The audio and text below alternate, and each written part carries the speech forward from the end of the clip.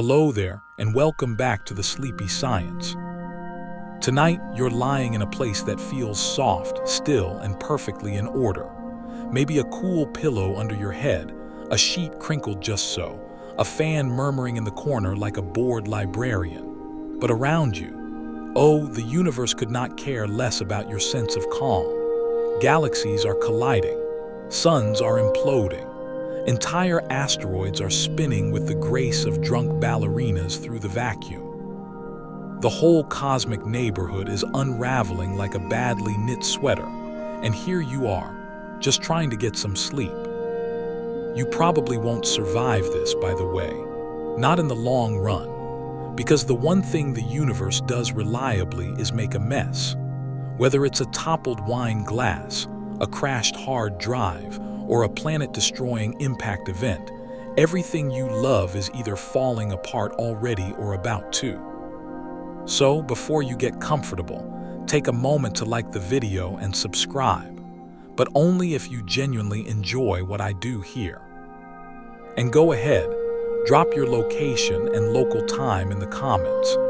I always love seeing where you're tuning in from, especially since the universe doesn't believe in time zones.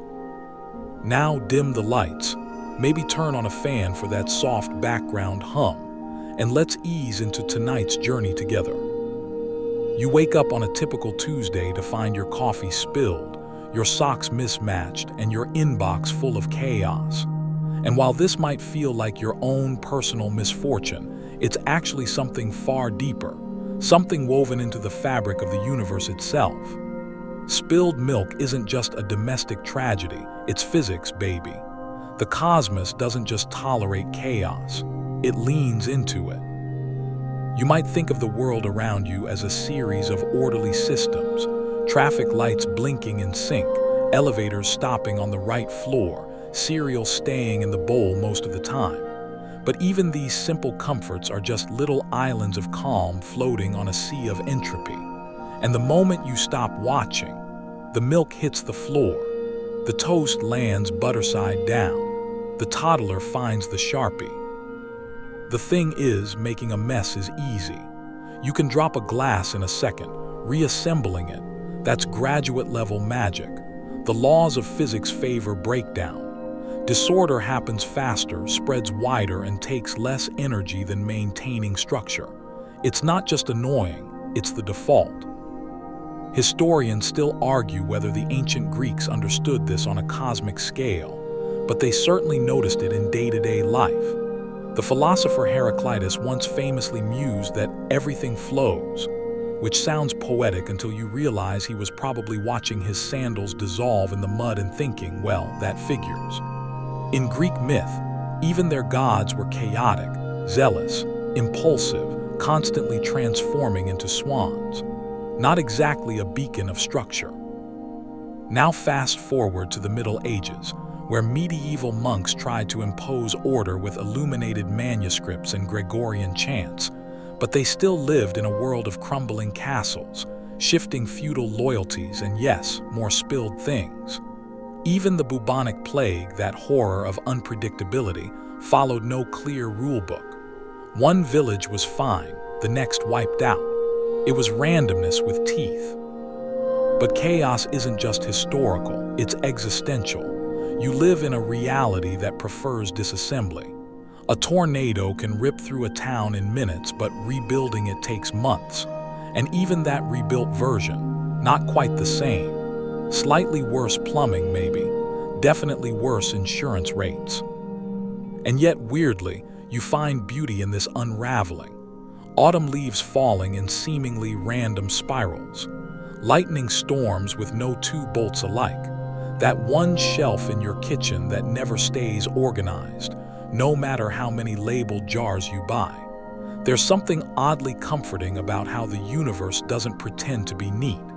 It just is.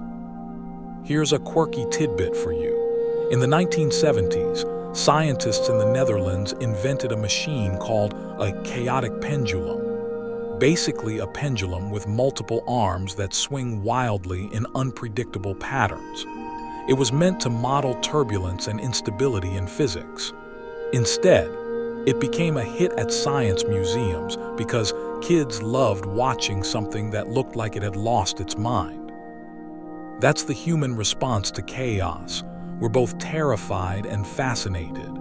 You want your plane engine to obey strict mechanical laws, but you also want your abstract art to surprise you. You want your heart rate to stay steady, but your music playlist to keep you guessing. There's a sweet spot somewhere between boredom and total breakdown. Scientists call that spot criticality. It's the balance point between order and chaos, where complex systems like the brain, the stock market, or your group chat tend to operate. Too much order and everything stagnates. Too much chaos and it all flies apart. But right at the edge, that's where the magic happens. That's where evolution stirs, ideas emerge, and probably where all your weird dreams come from. The universe, clever thing that it is, has a habit of dancing along that edge. Not because it's malicious, but because that's where entropy pulls everything. Not toward destruction per se, but toward change. Chaos isn't always explosive or violent. Sometimes it's just slow erosion, a drift, a shifting, a reminder that nothing stays fixed for long. And let's be honest, you wouldn't really want it to. If everything stayed perfect, predictable, and still, you'd lose your mind. You'd be trapped in some sterile symmetry prison, alphabetizing your own thoughts for eternity. No thank you. Give us the crumble, the quirks, the coffee stains that form strange Rorschach shapes. Give us a universe that's just a little bit tipsy. So tonight, as you drift into sleep, remember, the same chaotic principles that leave crumbs in your bed and dust on your windowsill are the ones that built the stars. They're not the enemy. They're just the vibe.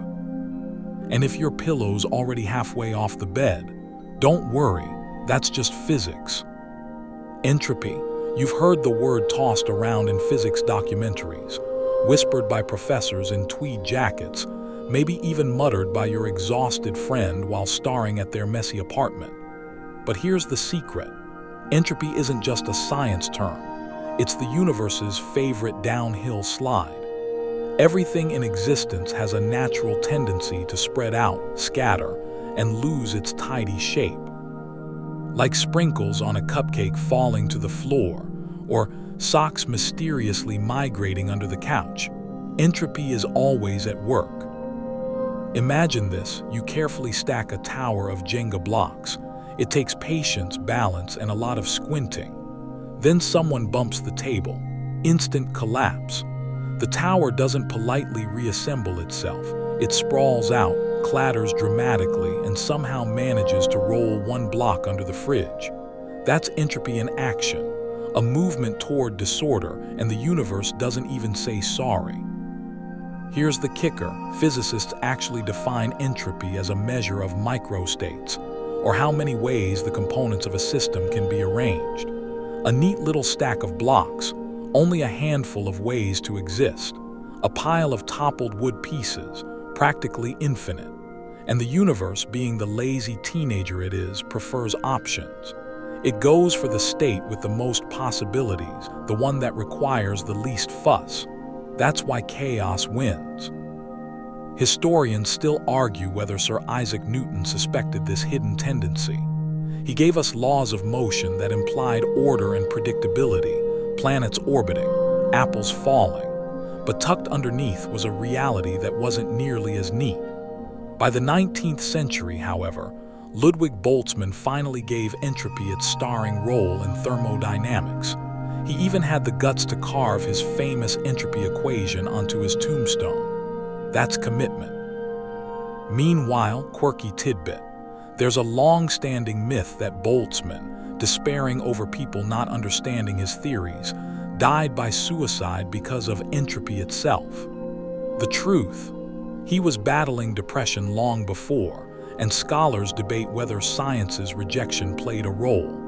Either way, entropy has a reputation for being a bit of a buzzkill. But here, where it gets funny, while entropy is always rising, you still find ways to carve out tiny refuges of order. Your freezer keeps ice cubes solid. Your body runs chemical reactions to maintain a comfortable 98.6 degrees. Your Spotify playlist even organizes songs into neat little categories. But all of this order comes at a price. It takes energy, constant, steady energy, to hold back the tide. And the moment that energy supply runs out, the ice melts, the body decays.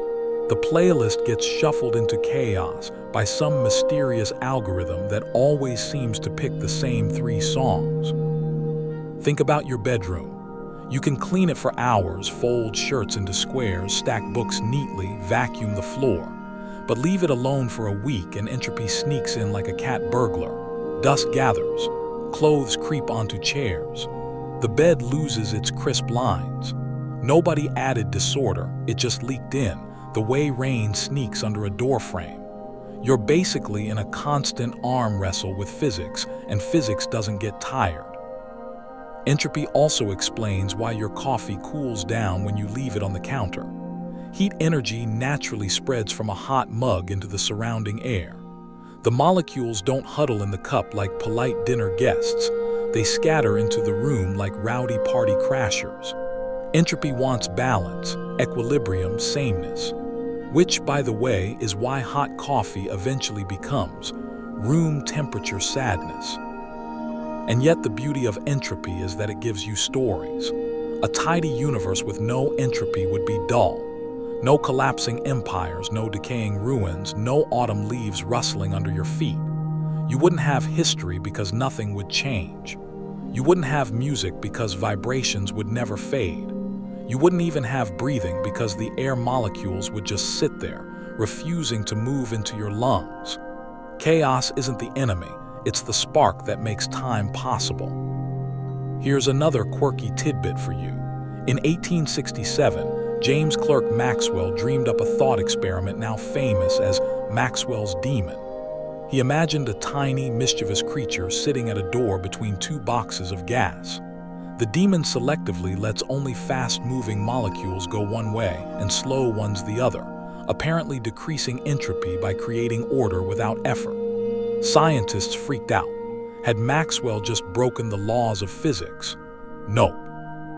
Turns out the demon would need information to do its job, and gathering that information also costs energy. In other words, even imaginary demons can't escape entropy. Tough luck, little guy. The thing is, you live in a world where order is temporary. Every sandcastle is destined to crumble, every phone eventually cracks, every star burns out. But that impermanence is what gives life its weight. If your cereal never went soggy, if your favorite jeans never wore thin, you'd never rush to savor them. Entropy makes beauty urgent. It forces you to notice. Historians still argue whether ancient civilizations, Egypt, Mesopotamia, China, saw entropy in their cycles of rise and fall. To them, maybe it was the will of the gods, not thermodynamics.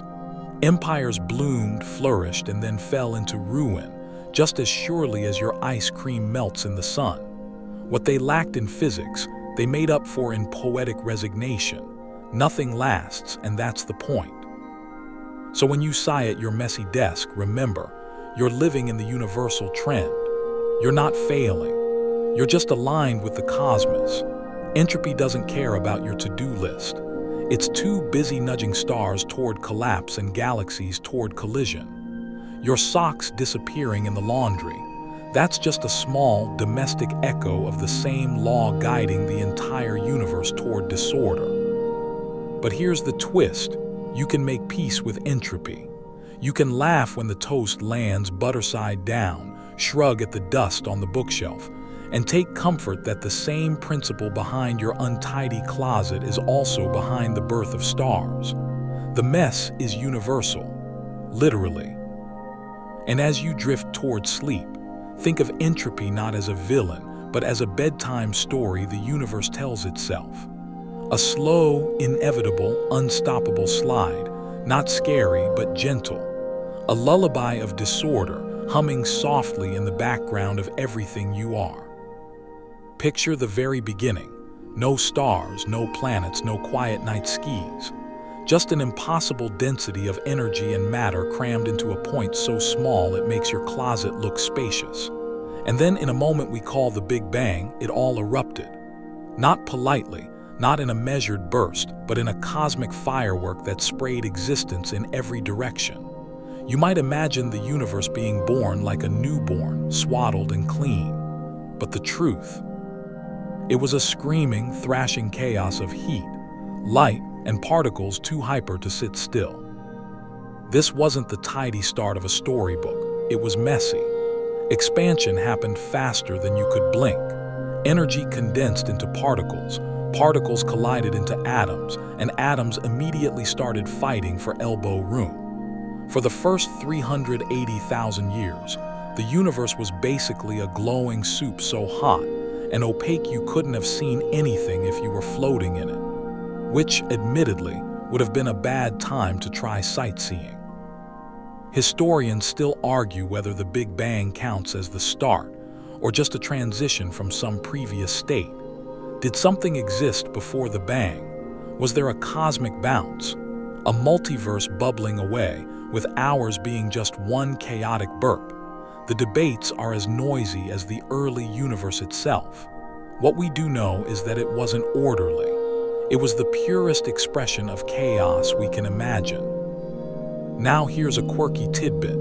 In the late 1940s, two scientists, George Gamow and Ralph Alpher, wanted to publish a paper predicting leftover radiation from the Big Bang. To make the author list look more impressive, Gamow sneakily added the famous physicist Hans Bethe's name, without asking, just so the paper would be credited to Alpher Bethe Gamow, a nerdy pun on alpha, beta, gamma.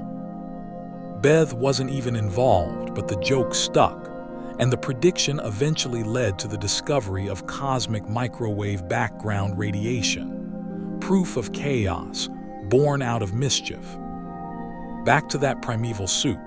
Imagine hydrogen and helium nuclei bumping into each other like rowdy kids in a ball pit. They weren't building anything elegant yet, no galaxies, no stars, just bouncing, colliding, radiating. Over time, tiny ripples of unevenness appeared, slight differences in density like clumps in pancake batter. Those ripples, they were chaos's fingerprints. Without them, matter would have spread too evenly, and the universe would be a boring fog.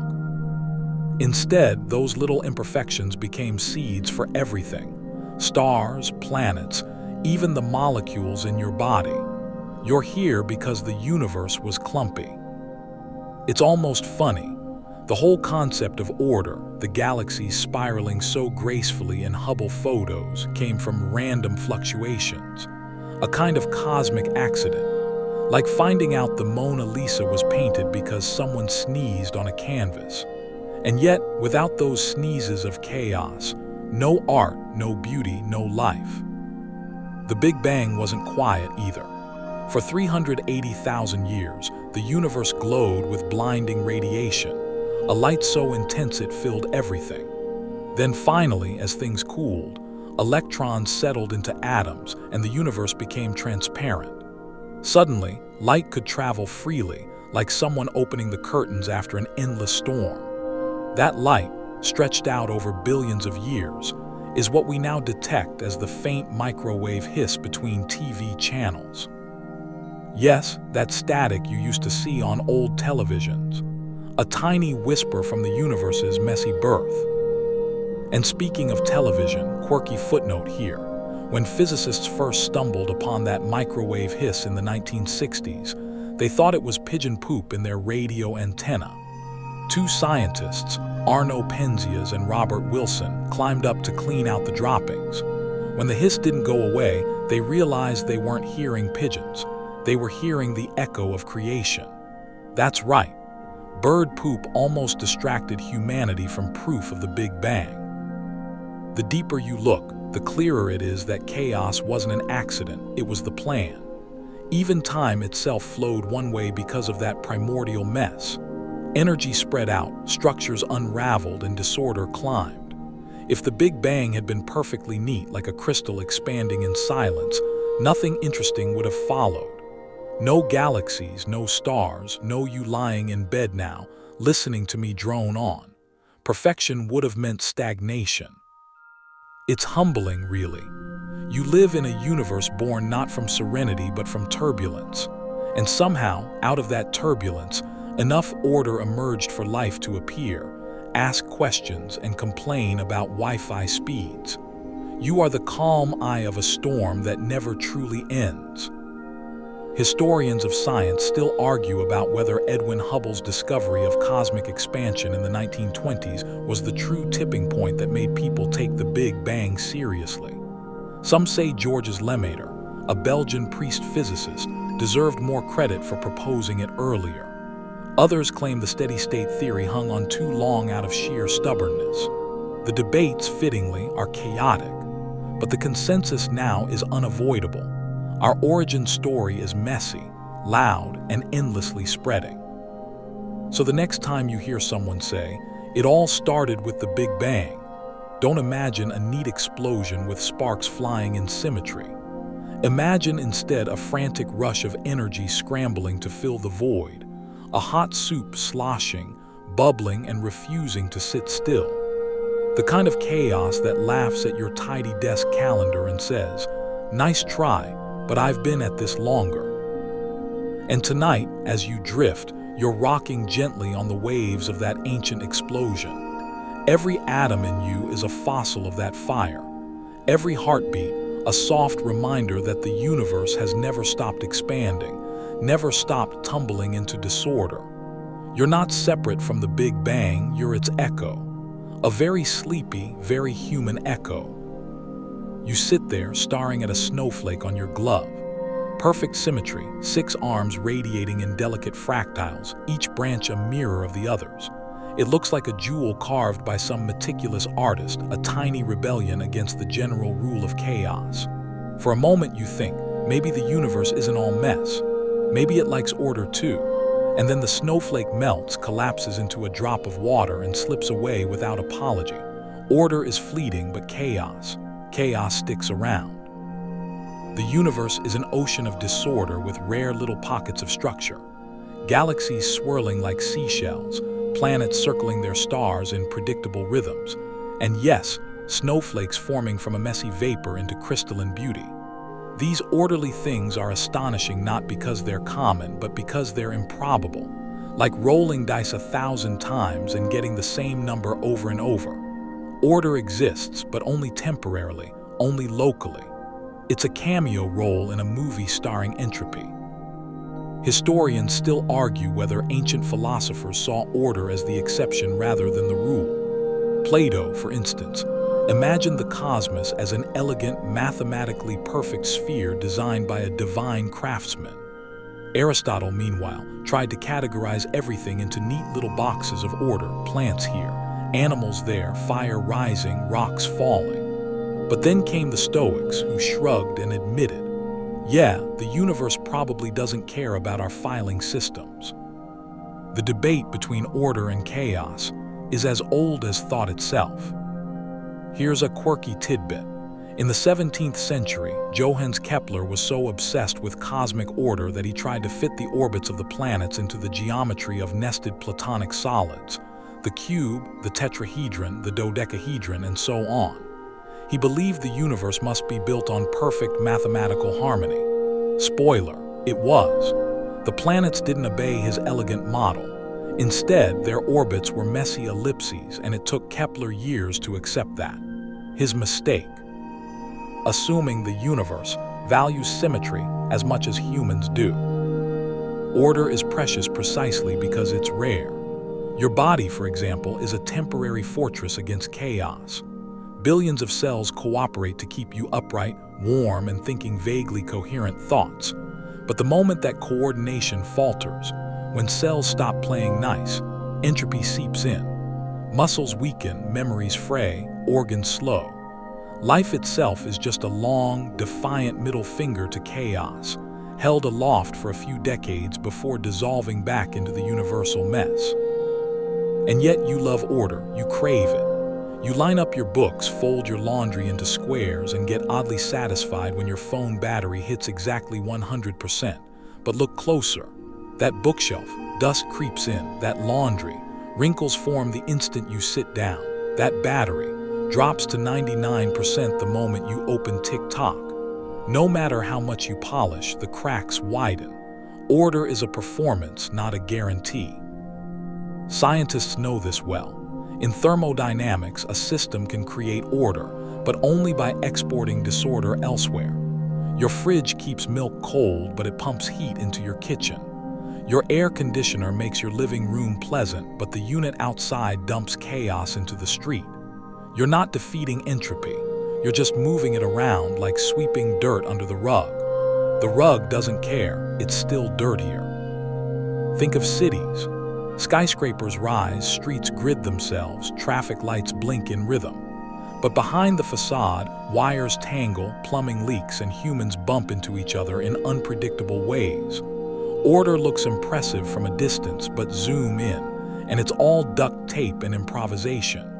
Civilization is one big snowflake, pretty for a while, destined to melt. And the cosmos, same deal. Galaxies spiral elegantly because gravity provides just enough order to hold them together. But galaxies collide, stars explode, black holes swallow light. Even the most majestic spiral is just a brief arrangement before the next chaotic shift.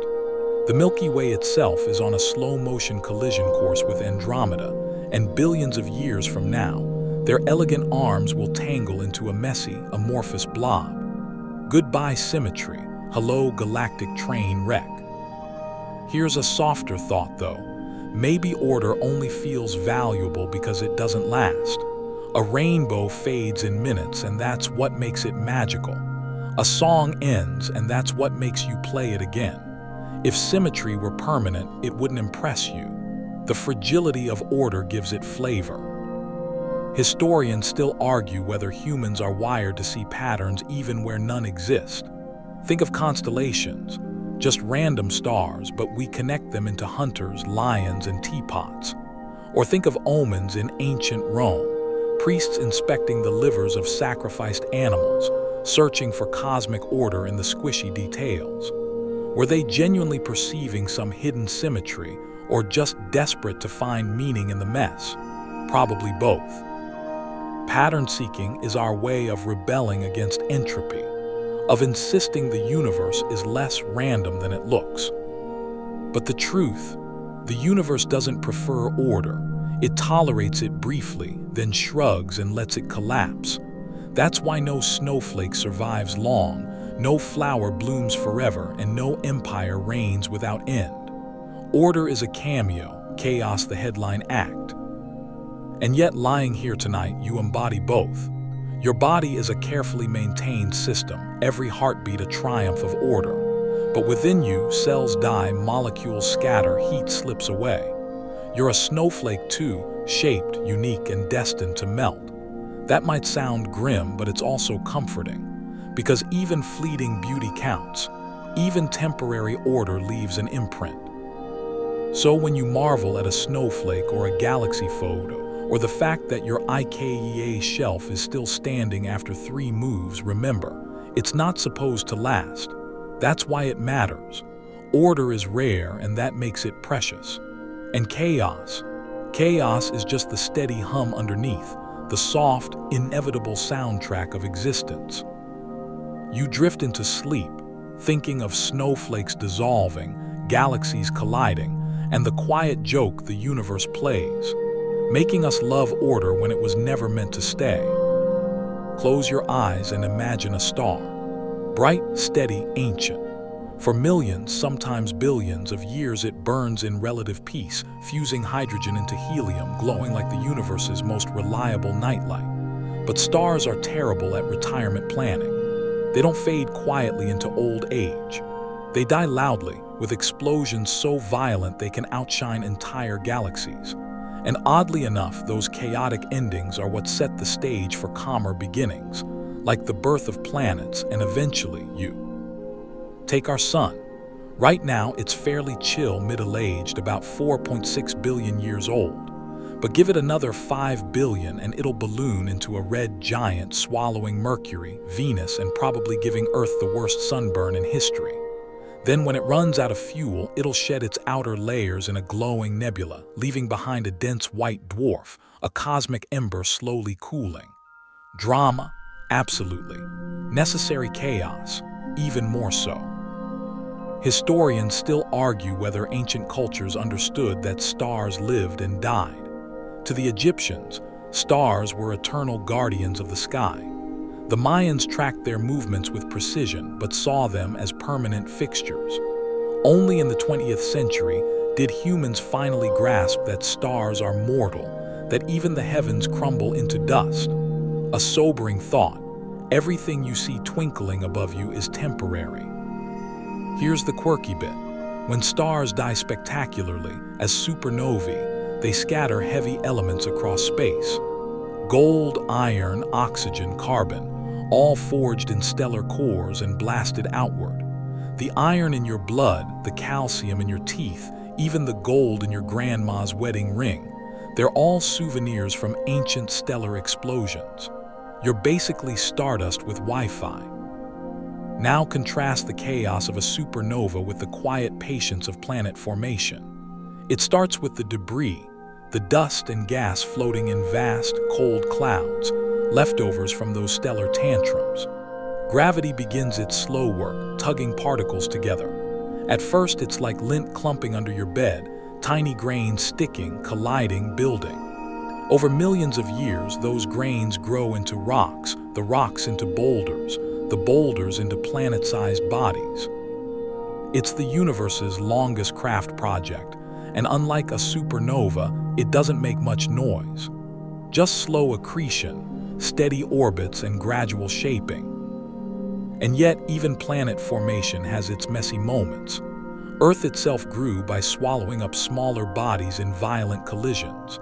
One particularly rowdy smash between early Earth and a Mars-sized object likely produced our moon. Picture it: the sky on fire, debris swirling into orbit, eventually coalescing into the glowing sphere you now see on nighttime walks. From chaos, quiet beauty. What's strange is how these processes, death and birth, are intertwined. Stars can't form without the scattered gas of previous explosions. Planets can't form without the debris of shattered stars. It's a cycle of destruction feeding creation. The universe doesn't draw neat boundaries between chaos and calm. It blends them like colors on a canvas. One messy stroke leads to another, until, somehow, you're looking at a masterpiece. Historians still argue whether early astronomers like Tycho Brahe recognized supernovae as new stars or just temporary stars. In 1572, when a brilliant supernova appeared in Cassiopeia, Brahe carefully measured it and showed it was far beyond the moon. It wasn't a comet. It wasn't an atmospheric fluke. It was something cosmic, a disruption in the supposed perfection of the heavens. The heavens, it turned out, weren't perfect at all. They were messy, changing, alive with endings and beginnings. Think of Saturn's rings. Beautiful, symmetrical, hypnotic. But they're not eternal either. They're debris fields, leftover chaos from moons or comets that shattered. What looks like order is really wreckage arranged neatly by gravity. Even beauty is just chaos with good lighting. Here's a fun tidbit. When supernovae explode, they release neutrinos, tiny ghostly particles that pass right through your body by the trillions every second. You don't feel them, but they're there. A reminder that the universe is constantly shedding its messy fingerprints onto you. You're never separate from the chaos. You're swimming in it quietly. And yet, without this cycle of noisy death and quiet birth, there would be no landscapes to wander, no oceans to swim, no skis to gaze at. Chaos writes the story, but order provides the chapters. A planet orbiting steadily is the calm after the storm of formation. A star shining steadily is the long, serene middle before the explosive end. It's like the universe insists on both, the drama and the silence, the mess and the calm. So as you drift into drowsiness, imagine lying on a hillside under the stars. Each one above you has its own fate. Some will fade, some will flare, some will scatter themselves into the cosmos. And somewhere far away, new worlds are slowly coalescing from that debris, quiet and steady. Loud endings, quiet beginnings. A universe that thrives on both. And you, fragile and temporary, are a child of both chaos and calm. Stardust gathered into skin and breath. The loudest deaths and the quietest formations written into every atom you carry. You are, quite literally, a planet born from a star's scream. Your body is a battlefield. Don't panic. It's not a bloody battlefield, more like a slow-motion tug-of-war where order keeps slipping through your fingers. Every second your cells are fighting entropy, patching holes, fixing DNA, replacing proteins. And every second entropy is smirking, whispering, "Nice try, but I'm patient." You, dear listener, are a leaky, decaying chaos machine. Cozy thought for bedtime, I know. Take your skin. Millions of cells die every day, flacking off invisibly onto your sheets. By the end of the year, you've left behind enough dust to feed a small civilization of dust mites. That's entropy in action, systems falling apart at the microscopic level. Your body does its best to replace the losses, but eventually the math stops working. Energy dwindles, repairs falter, wrinkles appear, and one day, the entropy bill comes due. Historians still argue whether ancient physicians understood this as decay or simply punishment from the gods. The Greeks described aging as a natural imbalance of bodily humors, too much black bile, too little phlegm. Meanwhile, in ancient China, Taoist alchemists searched for elixirs of immortality. One quirky tidbit: some emperors literally drank mercury mixtures in pursuit of eternal youth. Spoiler: mercury does not, in fact, extend your lifespan. If anything, it speeds the chaos along. Turns out, you can't bribe entropy with shiny potions. Inside you, entropy is relentless. Mitochondria, the tiny powerhouses of your cells, are constantly producing energy, but in the process, they leak reactive oxygen molecules. These molecules bounce around like drunks at a wedding, damaging proteins, DNA, and cell membranes. Scientists call it oxidative stress. You might call it the reason my knees hurt when I stand up. Your cells patch and fix, but over decades, the chaos adds up. And yet, the very thing that drives decay also drives life. Without entropy, your body wouldn't move. Food enters as chemical potential energy.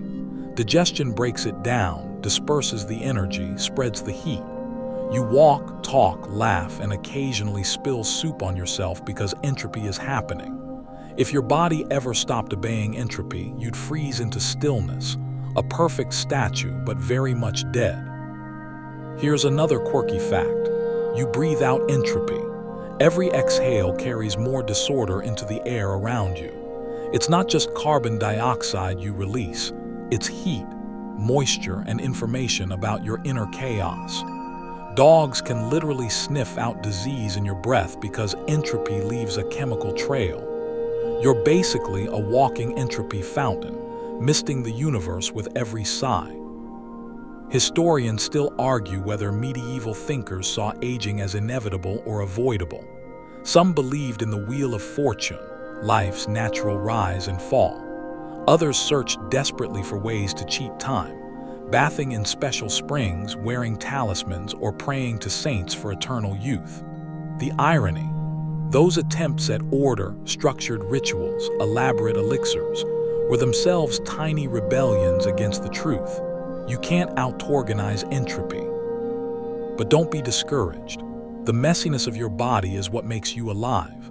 Think about your heartbeat. It's not perfectly regular like a metronome. It fluctuates, varies, stutters slightly with every breath. Doctors call this heart rate variability, and it's a sign of health. A perfectly steady beat would mean your heart was in trouble. A little chaos in your rhythms is exactly what keeps you going. Entropy isn't just decay, it's motion. Look at your brain. Neurons fire in wild, complex patterns. Thoughts collide, scatter, reorganize.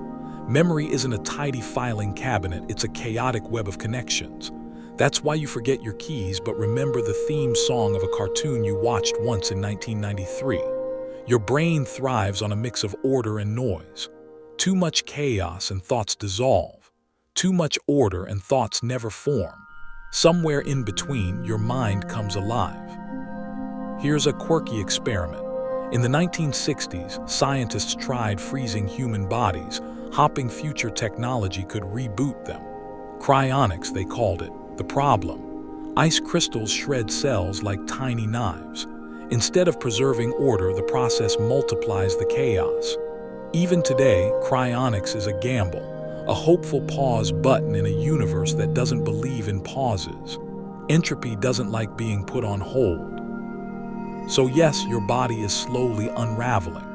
Joints stiffen, cells misfire, molecules drift out of sync. But before you despair, remember this: every unraveling is also a story. Scars on your skin are entropy's graffiti, marking where healing once occurred. Laughter lines on your face are entropy's signature, proof that you smiled often enough to etch chaos into your skin. Even gray hair is entropy's reminder that time passed, and you were here to notice. As you lie in bed, think of yourself not as a failing machine, but as a temporary pattern. You're like a whirlpool in a river. Water flows in, swirls beautifully for a while, and flows out. The whirlpool doesn't last, but while it's there, it shapes the stream. You're shaping the universe in the same way, momentary, messy, unforgettable. So breathe deeply, let entropy leak gently into the room, and relax into the knowledge that being a leaky, decaying chaos machine is the most natural thing in the cosmos. You're not broken, you're participating.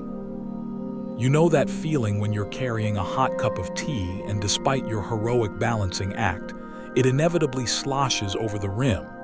That's not just clumsiness. That's physics, and more specifically, the tyranny of the second law of thermodynamics. It's the rule that governs the universe, from spilled drinks to dying stars, and it basically says, sorry, but things will always get messier. The second law states that in a closed system, entropy never decreases. In plain English, if you leave something alone, it will drift toward disorder. Heat spreads out. Structures collapse. Energy gets less useful. It's like the ultimate anti-Marie Kondo rule: nothing sparks joy forever because the universe insists on scattering it. Historians still argue whether the Industrial Revolution is what made entropy famous. When steam engines started powering factories in the 1800s, engineers noticed efficiency was always capped. No matter how clever the design, some energy was lost as waste heat. Out of this frustration, scientists like Rudolf Clausius and William Thomson, Lord Kelvin, built the foundations of thermodynamics. The discovery wasn't elegant poetry. It was more like engineers grumbling, "Why won't this machine stop getting hot?" And from that grumble, a universal law was born. Here's a quirky tidbit.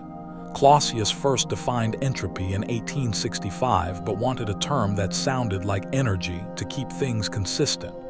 So he took the Greek word trope, meaning transformation, and mashed it with N, ending up with entropy.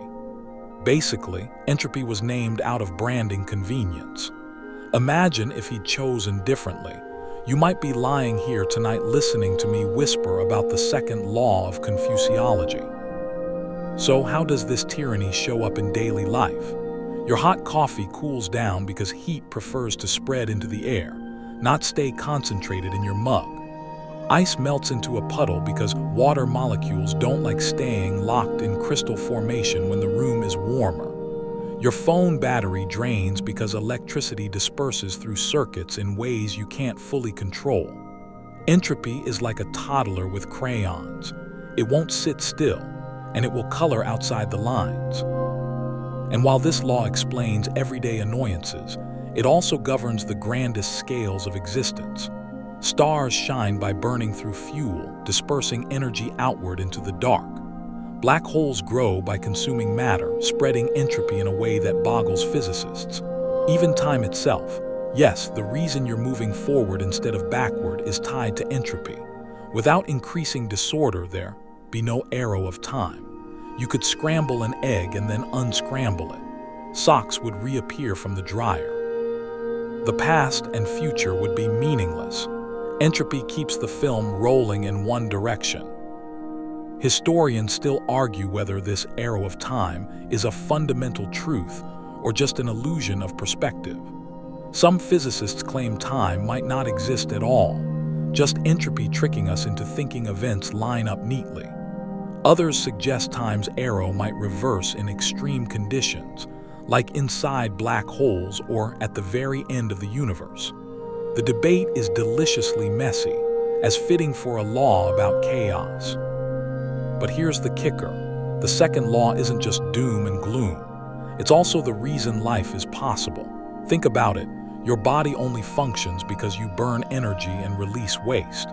You eat a sandwich, digest it, scatter the energy into heat and movement, and eventually into a sigh of carbon dioxide. If entropy weren't increasing, you wouldn't be alive to begin with. Life is basically entropy management, keeping your own little system tidy while making the world outside slightly messier. Here's a fun fact to chew on.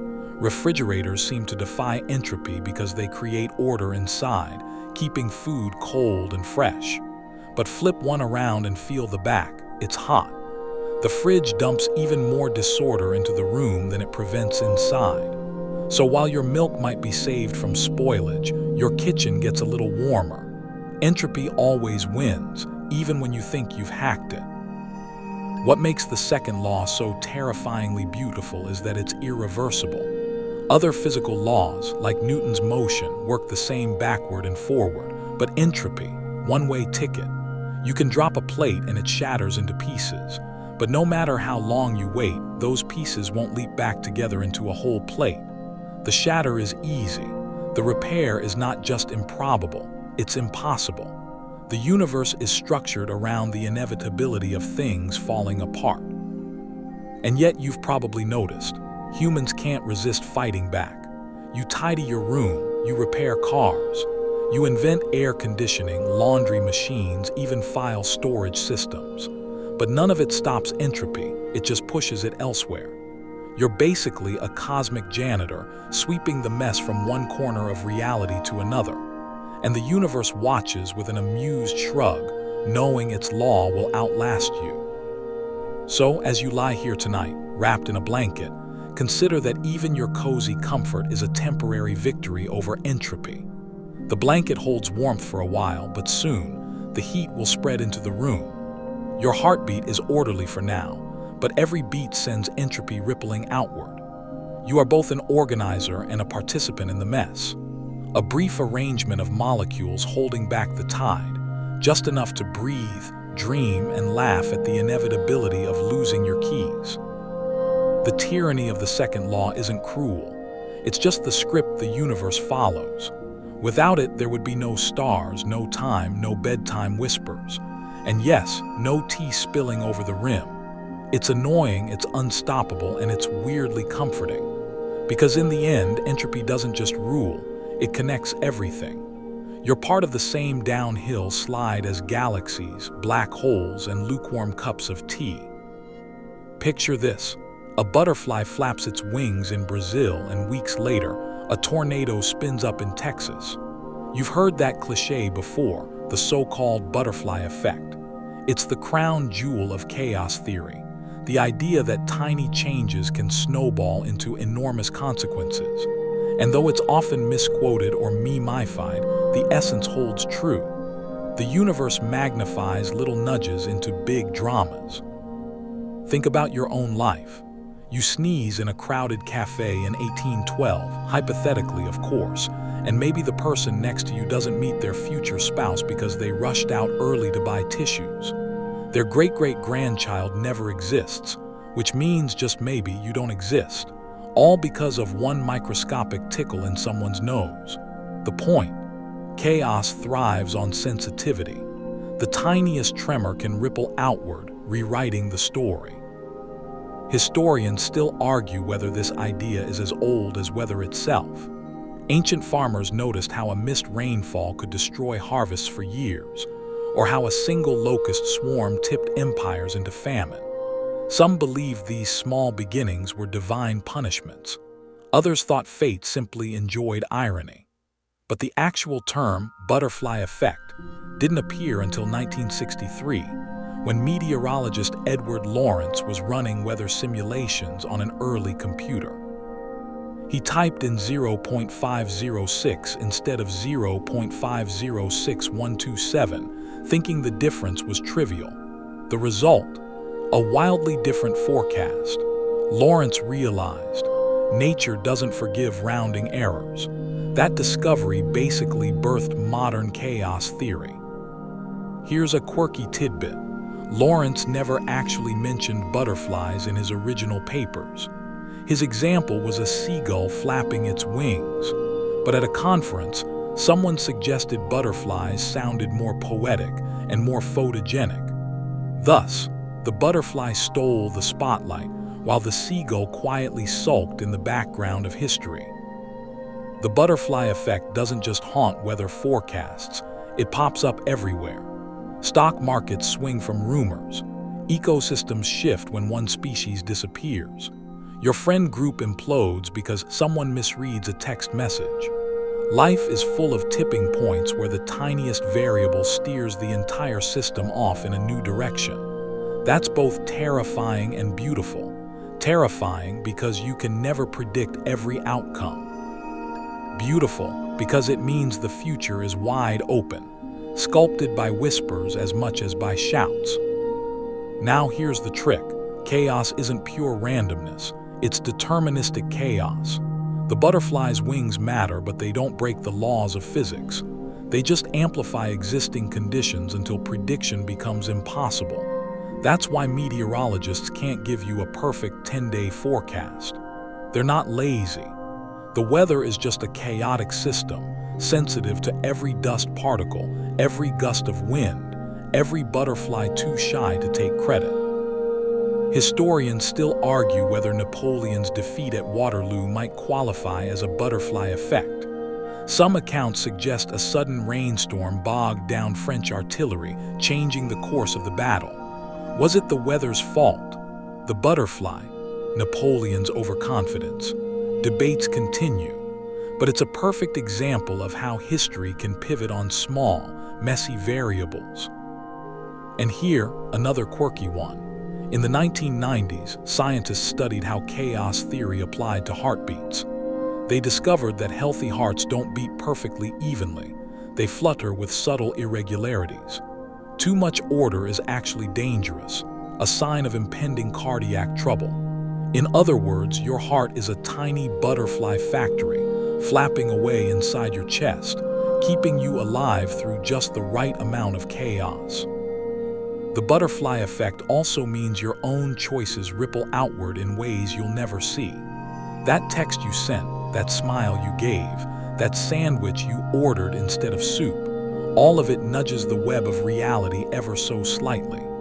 You won't know the tornado it stirs on the other side of the world, but it's there. You're not just a passenger in chaos. You're one of the butterflies. Which brings us back to unpredictability. Humans crave control, spreadsheets, calendars, weather apps, but the butterfly effect laughs gently at all of that. It says, yes, you can plan, but don't expect perfection. Systems are too sensitive, too responsive to the tiniest wiggle. So when your picnic gets rained out or your train is delayed, maybe thank the butterfly. It's just doing its job. As you lie here tonight, consider the small flaps you've made today. A word you spoke, a glance you offered, a choice so minor you already forgot it. Somewhere those ripples are colliding, amplifying, becoming storms or symphonies. You'll never map the whole web, but you're woven into it. And maybe that's the most restful thought of all. You don't need to control the chaos. You just need to flutter gently, trust that your wings matter, and let the universe spin its tornadoes where it may. You've probably heard people sigh dramatically and say, math can't solve everything. Usually, that's after they failed to split a dinner bill evenly or lost track of their tax deductions. But when it comes to chaos, math really does step in not to fix it, but to map it. It turns out even disorder has patterns. They're just weird patterns. Patterns that smile at you slyly as if to say, yes, I'm law-abiding, but you'll never predict me. Let's start with fractals. If you've ever stared too long at a cauliflower and thought it looked suspiciously like an alien landscape, congratulations, you've seen one. Fractals are self-similar shapes, repeating at different scales. Zoom in on a coastline and it still looks jagged. Zoom in on a snowflake and it's still intricate. Fractals prove that nature's mess isn't random scribbling. It's detailed doodling with infinite patience. Historians still argue whether ancient architects and artists intuited fractals long before mathematicians named them. Some point to the repeating patterns in Islamic mosaics or the branching structures in Hindu temple designs. Did they understand the math, or just follow intuition about what looked pleasing? Nobody's sure. But centuries before fractal became a buzzword in the 20th century, humans were already sketching chaos with astonishing accuracy. Here's a quirky tidbit. Benoit Mandelbrot, the father of fractal geometry, once worked at IBM studying patterns in telephone line noise. What he discovered? The noise wasn't random, it had structure. This led him to publish work that gave us the Mandelbrot set, a psychedelic swirl of infinite complexity. Fun twist. Mandelbrot himself admitted he wasn't great at traditional math. He called himself a nomad in mathematics, wandering into fields others avoided. The universe loves an outsider. But fractals aren't the only way math pokes at chaos. There are also strange that appear when you plot the behavior of chaotic systems over time. Imagine tossing a ball of yarn into a dryer, letting it tumble, and then noticing the tangles actually form a consistent shape. That's an attractor, chaos that loops back into a recognizable outline. It's unpredictable in detail but predictable in its overall structure. It's like knowing your cat will definitely knock something off the counter tonight, but not knowing which mug it will be. Think of the Lorentz attractor, discovered by Edward Lorenz while studying weather models in the 1960s. It looks like two butterfly wings curling into infinity, never crossing the same path twice but always staying in the same bounded space. That's chaos theory in a nutshell, endless variation within invisible limits. The system never repeats exactly, yet it never escapes. Freedom and constraint tangled together. Historians still argue whether Galileo glimpsed this truth centuries earlier, when he studied the swinging of pendulums. He noticed how tiny changes altered the rhythm dramatically, hinting at nonlinear dynamics. But Galileo lacked the computers to plot the chaos. It took modern technology to draw the butterflies and fractals hiding in nature's scribbles. Here's another quirky fact. Mathematicians have found fractals in human heartbeat data, stock market fluctuations, even traffic jams. Your morning commute might feel like pure randomness, but underneath, it's got the fingerprints of chaos math. Of course, that doesn't make being late to work any less annoying, but it does mean you can blame Mandelbrot when your boss asks why you're 20 minutes behind schedule. The beauty of math here is paradoxical. It doesn't tame chaos. It doesn't make your weather forecast perfect or stop galaxies from colliding. What it does is reveal structure within the mess. The coastline looks jagged, but the jaggedness follows rules. The stock market looks like a drunkard's walk, but its fluctuations echo fractal curves. Even your messy desk, if you plotted the spread of crumbs and coffee stains, probably hides a Mandelbrot set somewhere in there. And yet math has limits. Try predicting exactly where a leaf will land when it falls from a tree. Too many variables, wind gusts, turbulence, the curl of the leaf itself. Chaos obeys math, but the equations are so sensitive to initial conditions that prediction breaks down. That's why meteorologists give probabilities instead of certainties. That's why the stock market seems to laugh at every algorithm. Math doesn't defeat chaos, it just outlines the cage it lives in. So what do you do with this knowledge? You marvel. You look at broccoli and see miniature forests. You glance at lightning and notice branching patterns that echo through rivers, blood vessels, and neural networks. Chaos isn't sloppy, it's artistic. It paints in fractals and dances in attractors. The trick is slowing down long enough to notice. As you lie here tonight, imagine zooming in on a single fern leaf. Smaller and smaller branches mirror the larger ones, spiraling endlessly. Zoom out and galaxies swirl in the same graceful arcs. Between the smallest cells and the largest clusters of stars, the same rules echo. It's all math, yes, but math written in the universe's messy handwriting. So no, math can't save you from chaos, but it can whisper, this mess has meaning. And maybe that's enough to help you drift into sleep, surrounded by patterns you didn't even know were holding you. Lean in close now, because we're about to zoom all the way down, past atoms, past electrons, into the jittery realm of the quantum. If the ordinary universe looks chaotic, the quantum world is like a toddler's birthday party where all the toddlers are caffeinated particles refusing to sit still. It's not just unpredictable, it's probabilistic. The best you can do is guess where something might be. And sometimes, even probability itself seems to panic. At this scale, particles don't follow neat paths. An electron isn't in one place, it's in a fuzzy cloud of possible locations until you look at it. The act of observing makes it choose, like catching someone mid-costume change. This isn't just philosophical hand-waving. It's measurable, repeatable, and deeply unnerving. Order exists only when you peak. Otherwise, it's all uncertainty soup. Historians still argue whether Albert Einstein ever made peace with this. Famously, he scoffed at the idea, muttering, "God does not play dice with the universe." Meanwhile, Niels Bohr, one of the architects of quantum theory, basically replied, "Stop telling God what to do." Their feud shaped 20th century physics, a battle over whether the universe was inherently chaotic or just hiding a deeper order. Spoiler, the dice keep rolling. Here's a quirky tidbit. In the 1990s, researchers studying quantum chaos used microwaves trapped in oddly shaped metal boxes to mimic the unpredictable energy levels of atoms.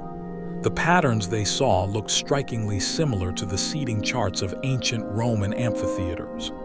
Imagine that, particle chaos echoing gladiator arena layouts. It seems even at the quantum level, history loves a callback. Quantum chaos appears when classical chaos, the kind Lorentz described with weather systems, collides with the bizarre rules of quantum mechanics. Take electrons bouncing around inside an atom. In theory, their energy levels should follow tidy equations. But add enough complexity, odd shapes, strong fields, and suddenly their behavior becomes wild and tangled, though still bound by probability. It's as if particles are jitterbugging in a ballroom, each step unpredictable but still part of the same strange dance. And then there's quantum tunneling, where particles slip through barriers they shouldn't be able to cross. Imagine throwing a tennis ball at a wall and 1 in a billion times, it just appears on the other side. That's not random mischief. It's quantum mechanics flexing its chaos muscles. Entire technologies, like flash memory in your phone, rely on this bizarre trick. Every selfie you've ever taken exists thanks to particles that refuse to play by classical rules. Historians still argue whether Schrödinger's infamous cat thought experiment, alive and dead until observed, was meant to highlight the absurdity of quantum mechanics or to defend it. Schrödinger himself wasn't thrilled by the cat's fame. He thought it was a bit of a joke, but the metaphor stuck because it captures exactly how chaos feels at this scale. Possibilities overlapping, reality undecided, order waiting to be declared. Here's another quirky fact. Quantum chaos might help explain why you exist at all. Some theories suggest the irregularities in quantum fluctuations after the Big Bang seeded the clumps of matter that formed galaxies. If quantum behavior had been too orderly, maybe everything would have spread too evenly, and the universe would be nothing but a bland fog. Instead, a jittery quantum dice roll gave you stars, planets, and eventually, pizza delivery apps. But here's the catch. The more we study quantum chaos, the more we realize how little control we have. Predicting particle behavior exactly is impossible. We deal in probabilities, wave functions, statistical clouds. The quantum world is like a cosmic magic 8-ball, forever shaking itself and flashing. Reply hazy, try again. Even the most powerful computers can't tame the mess entirely. Yet out of this uncertainty comes order. Lasers, MRI machines, semiconductors, all products of quantum rules harnessed just enough to be useful. It's proof that chaos can be channeled if not conquered. A little like teaching toddlers to finger paint. You won't get clean walls, but you might get something surprisingly beautiful. So tonight, as you sink deeper into the pillow, imagine yourself shrinking down into that quantum ballroom. Electrons whizzing, photons bouncing, probabilities shimmering like fireflies in the dark. It's chaotic, yes, but also delicate, precise in its unpredictability. You're not separate from it.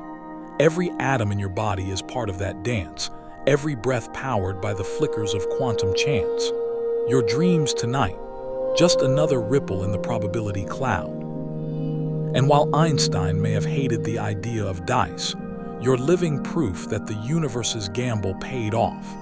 A chaotic quantum shuffle led, improbably, to you. Listening, breathing, fluttering gently between sleep and wake. Drift with me now into the strangest playground of entropy, the black hole. Out there, floating in the abyss, are cosmic vacuum cleaners so intense they warp space and time itself. Everything, light, matter, even information, gets sucked in. But here's the kicker. Black holes are also the most chaotic objects we know. They're like the universe's final trash compactors, where entropy goes for recess. Picture it. A massive star collapses under its own weight, shrinking smaller and denser until not even light can escape. What's left is the event horizon, the no-return boundary. Cross it and you're done. You won't survive this, but don't take it personally. Even photons, those speed demons of the cosmos, can't make the trip back. The event horizon is like the universe's velvet rope, exclusive, absolute, and utterly terrifying. Historians still argue whether John Mitchell, an 18th century clergyman, should get credit for inventing the black hole idea. Back in 1783, he speculated about dark stars so massive that light couldn't escape their gravity. The concept was ignored for centuries, overshadowed by Newtonian comfort. It wasn't until Einstein's general relativity that black holes strutted back onto the stage, demanding attention. Funny how history often forgets the clergyman with the most metal imagination. Here's a quirky tidbit. Black holes aren't just bottomless pits, they actually glow. Stephen Hawking showed in the 1970s that black holes emit faint radiation because of quantum effects near the event horizon. Over inconceivably long timescales, they can even evaporate completely. Yes, the ultimate symbol of cosmic doom eventually fizzles out like a dying campfire. Hawking himself joked that black holes aren't so black after all. They're more like cosmic slow cookers. But the real chaos comes when you ask, what happens to information that falls in? Physics loves rules, and one of the strictest is that information can't be destroyed. Tear up a love letter, burn it, scatter the ashes. Every atom still contains traces of what it once was. But toss that letter into a black hole, it seems to vanish forever. This is the infamous information paradox, and it drives physicists slightly mad. Does the information get smeared on the horizon? Escape through Hawking radiation, hidden in some deeper theory of quantum gravity? Nobody knows, yet. Historians still argue whether Hawking, wager with physicist John Preskill in the 1990s, was serious science or just academic trolling. Hawking bet that information was lost forever in black holes. Preskill bet it was. In 2004, Hawking admitted defeat and delivered Preskill an encyclopedia.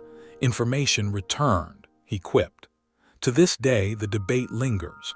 Black holes, it seems, refuse to give up all their secrets. Here's another quirky fact. The entropy of a black hole is proportional not to its volume, but to the area of its event horizon.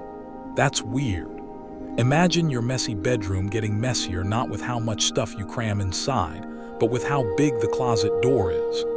This idea led to the holographic principle, the suggestion that maybe the whole universe is like a hologram, with information encoded on its surfaces. If that's true, you're basically lying in bed inside a cosmic projection. Not unsettling at all. Black holes also twist time.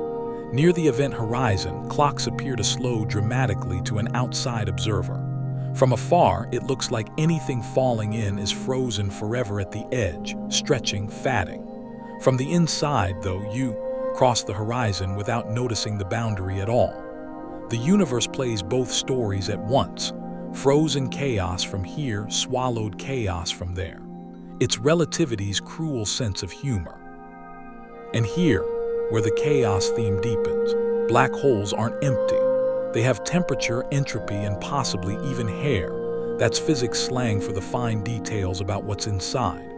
The no-hair theorem used to claim black holes were simple, defined only by mass, charge, and spin. But more recent research suggests they may store far more subtle information. Black holes might be cosmic filing cabinets, not cosmic shredders. Chaotic filing cabinets, sure, but still cabinets. So as you drift deeper into your blanket tonight, imagine yourself at the edge of a black hole. Stars stretch into streaks. Time slows. Light bends into loops. On one side, infinite order collapses into a single point. On the other, entropy skyrockets to unimaginable levels. You're suspended at the horizon, the ultimate boundary between what you can know and what you can't. A place where the universe whispers. Here is where chaos keeps its secrets. And maybe the most calming thought of all, one day, even black holes fade. Entropy wins, slowly but surely. But until then, they remain the universe's most dramatic playgrounds, loud, mysterious, and endlessly fascinating. You reach for a slice of toast, golden, warm, perfect. Then, in a cruel moment of cosmic comedy, you drop it. Down it falls, landing, of course, butter side down. And there's the quiet reminder time only flows one way. The toast won't leap back onto the plate, unbuttered and unburnt. The egg won't unscramble. The wine won't climb back into the glass. That one-way march, it's chaos's fingerprint etched into every second you live. Physicists call this the arrow of time. Unlike other physical laws, which don't care if you play them forward or backward, entropy always increases. Movies of falling dominoes look normal. Reverse the film and it looks absurd. You know instantly which way reality flows. It's the rise of disorder that creates the very sense of before and after. Historians still argue whether this arrow troubled philosophers before science gave it a name. Augustine, in the 4th century, pondered the mystery of time itself, why the past feels fixed, the present fleeting, and the future wide open. Centuries later, Newton imagined time as absolute, ticking like a universal clock. But it wasn't until Ludwig Boltzmann in the 19th century that entropy and time were formally linked. Boltzmann proposed that the direction of time is nothing more than the direction of increasing disorder. In other words, chaos is why you age, why memories exist, why history doesn't rerun in reverse. Here's a quirky tidbit. In 2009, scientists studying a handful of atoms in a lab managed to make their behavior temporarily run backward, like rewinding a cosmic VHS tape. But it only worked for microscopic systems, and only for fractions of a second. Your omelet remained safe from reverse engineering. Still, for that brief instant, entropy's arrow bent, and the universe wobbled between its usual rules and a glitchy reversal. But what does this arrow really mean for you? It means every breath you take carries entropy outward. Air molecules spread from your lungs into the room, never reassembling neatly back into your chest. It means your birthday candles burn down, never up. It means you can turn a glass of milk into cheese, but never cheese back into fresh milk. The entire human experience of time, birth, growth, decay, is entropy's story playing itself out. And yet, there's something oddly comforting about this inevitability. Imagine if time had no direction. You'd experience scrambled moments, brushing your teeth before dinner, being tucked in before waking up, your life a disordered loop with no sense of progression. The arrow of time gives shape to existence. It ensures that cause leads to effect, that stories have beginnings, middles, and ends. It lets you laugh at the butter side-down toast because you know it could only have landed that way. Historians still argue whether the ultimate fate of the universe, heat death, is simply the logical endpoint of the arrow.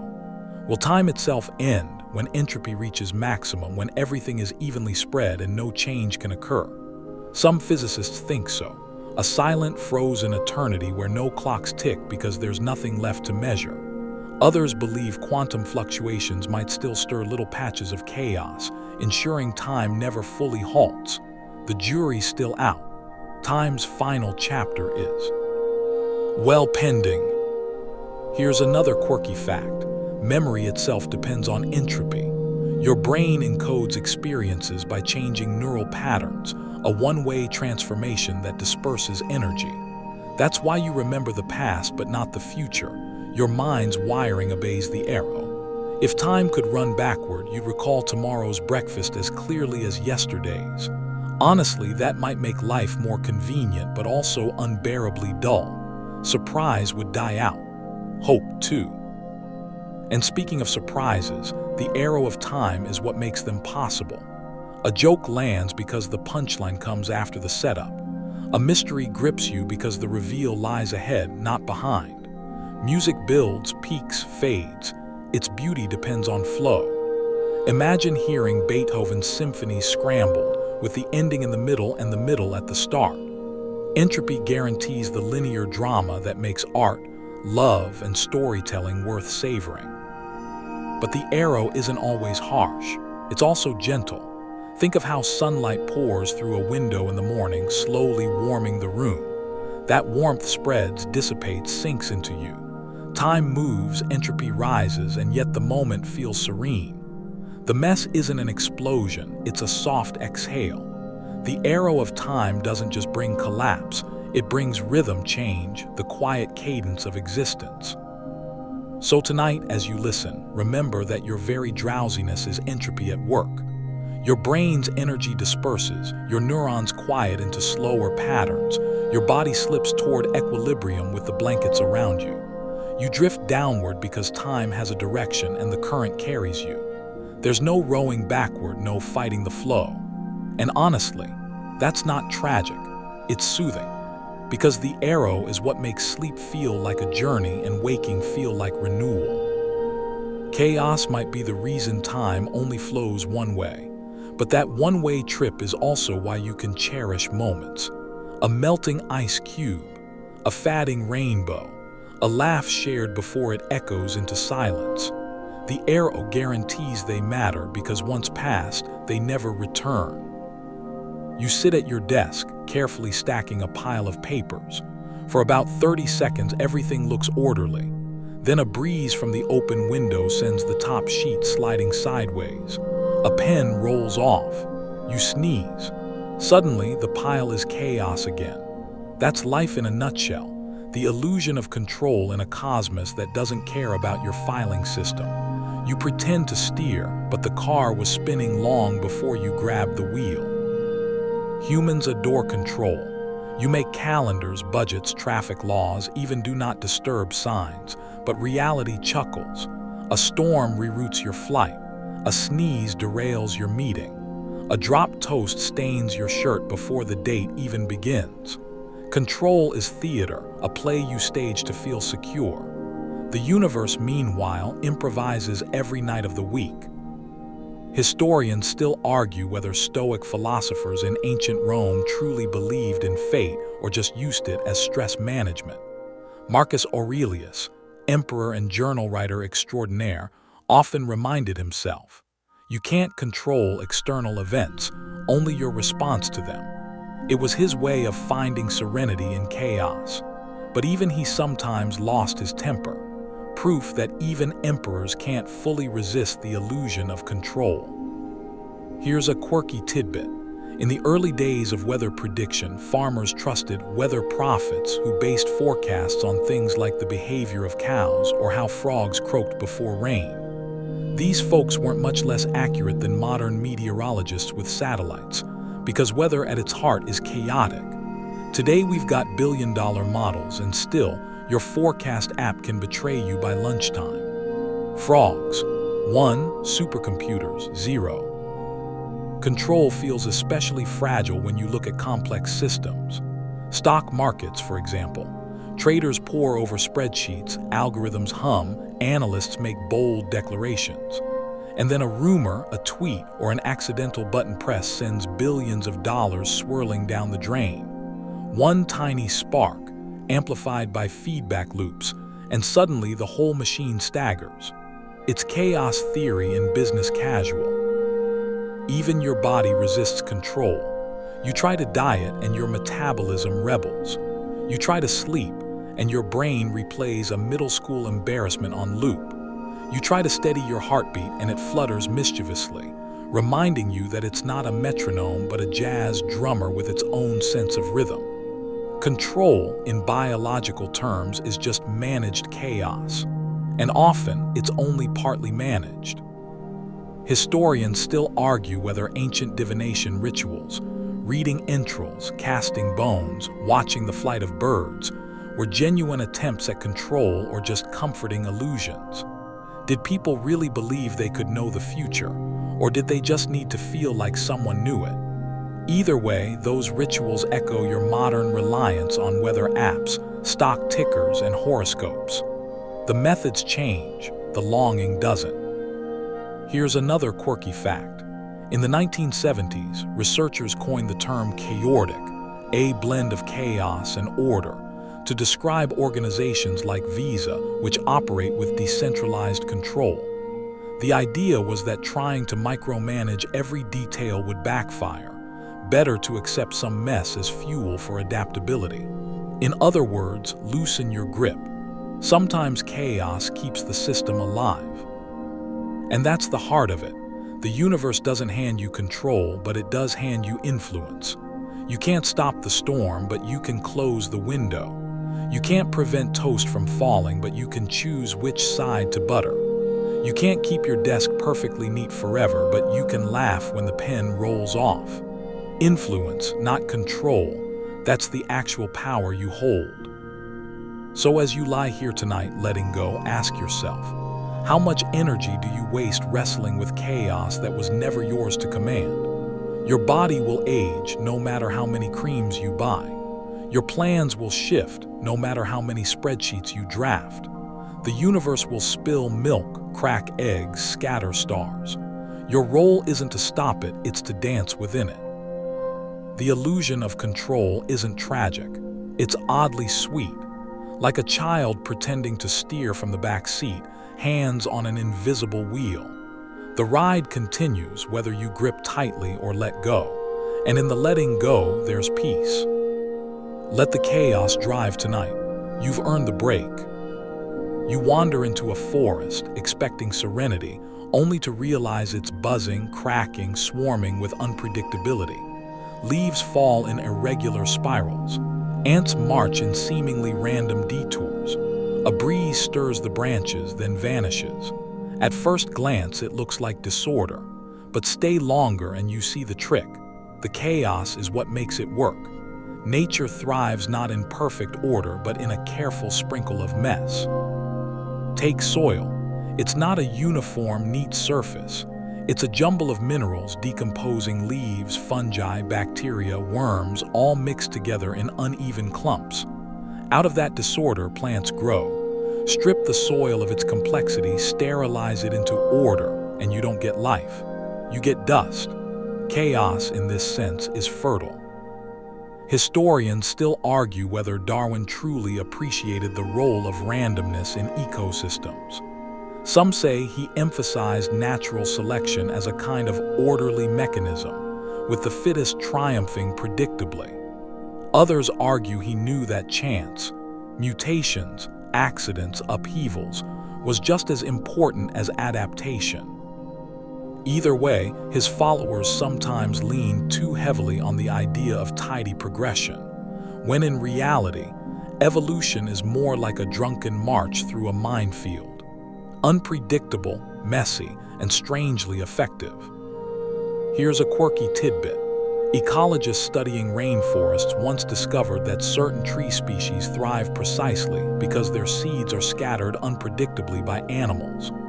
Birds drop them in random places, monkeys fling them during play, rodents bury them and forget them. If seeds fell in neat patterns, diseases and pests would wipe them out. It's randomness that gives them a fighting chance.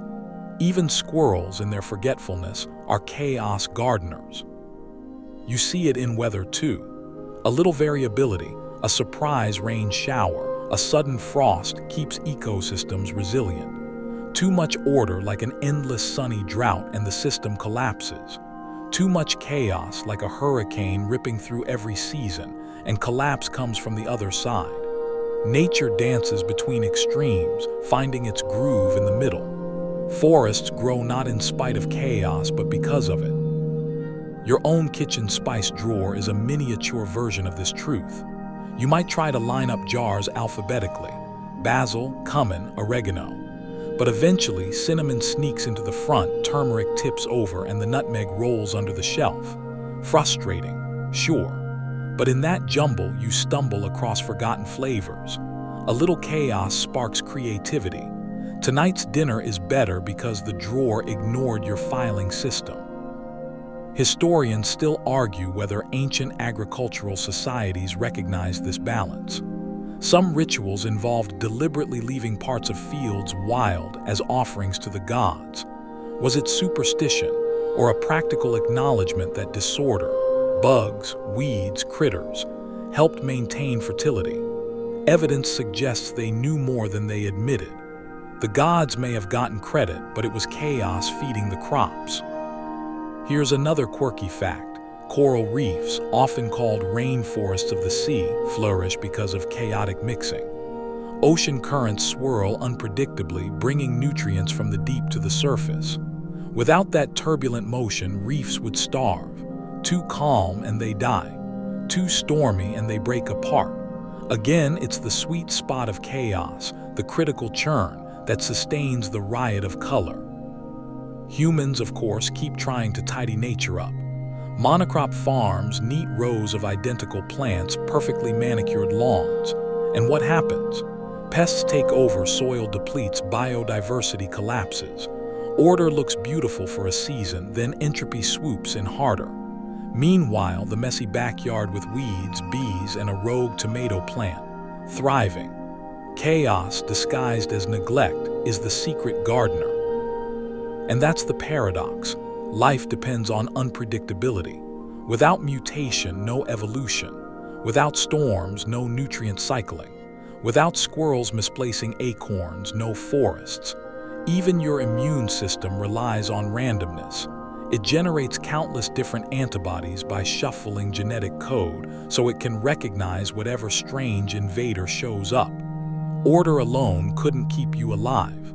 You need a dash of mess. So as you drift under your blanket tonight, imagine the world outside. Roots tangling underground, rain pattering unpredictably, wind scattering seeds. The forest breathes because chaos fuels it. And you breathe with it. Your own body, another ecosystem balancing order and disorder, precision and improvisation. Tomorrow, when your spice drawer refuses to stay tidy, or when a garden weed pops up uninvited, don't sigh. Smile. It's chaos lending a hand. Life's way of reminding you perfection isn't fertile, mess is. Imagine evolution as a casino. The dealer is blindfolded, the dice are oddly shaped, and sometimes the rules change mid-game. Welcome to the chaos of natural selection, where life adapts not by careful planning but by rolling the dice again and again. Trial, error, mutation, extinction. This is how the grand parade of species has marched across billions of years. The universe doesn't prefer order here. It prefers experiments, most of which fail, but a few stick around long enough to strut.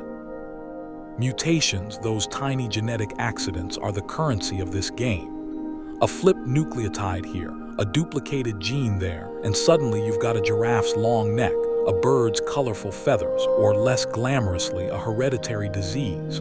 Most mutations do nothing. Some are disastrous, but every so often one fits the environment just right, and the organism carrying it gets an edge.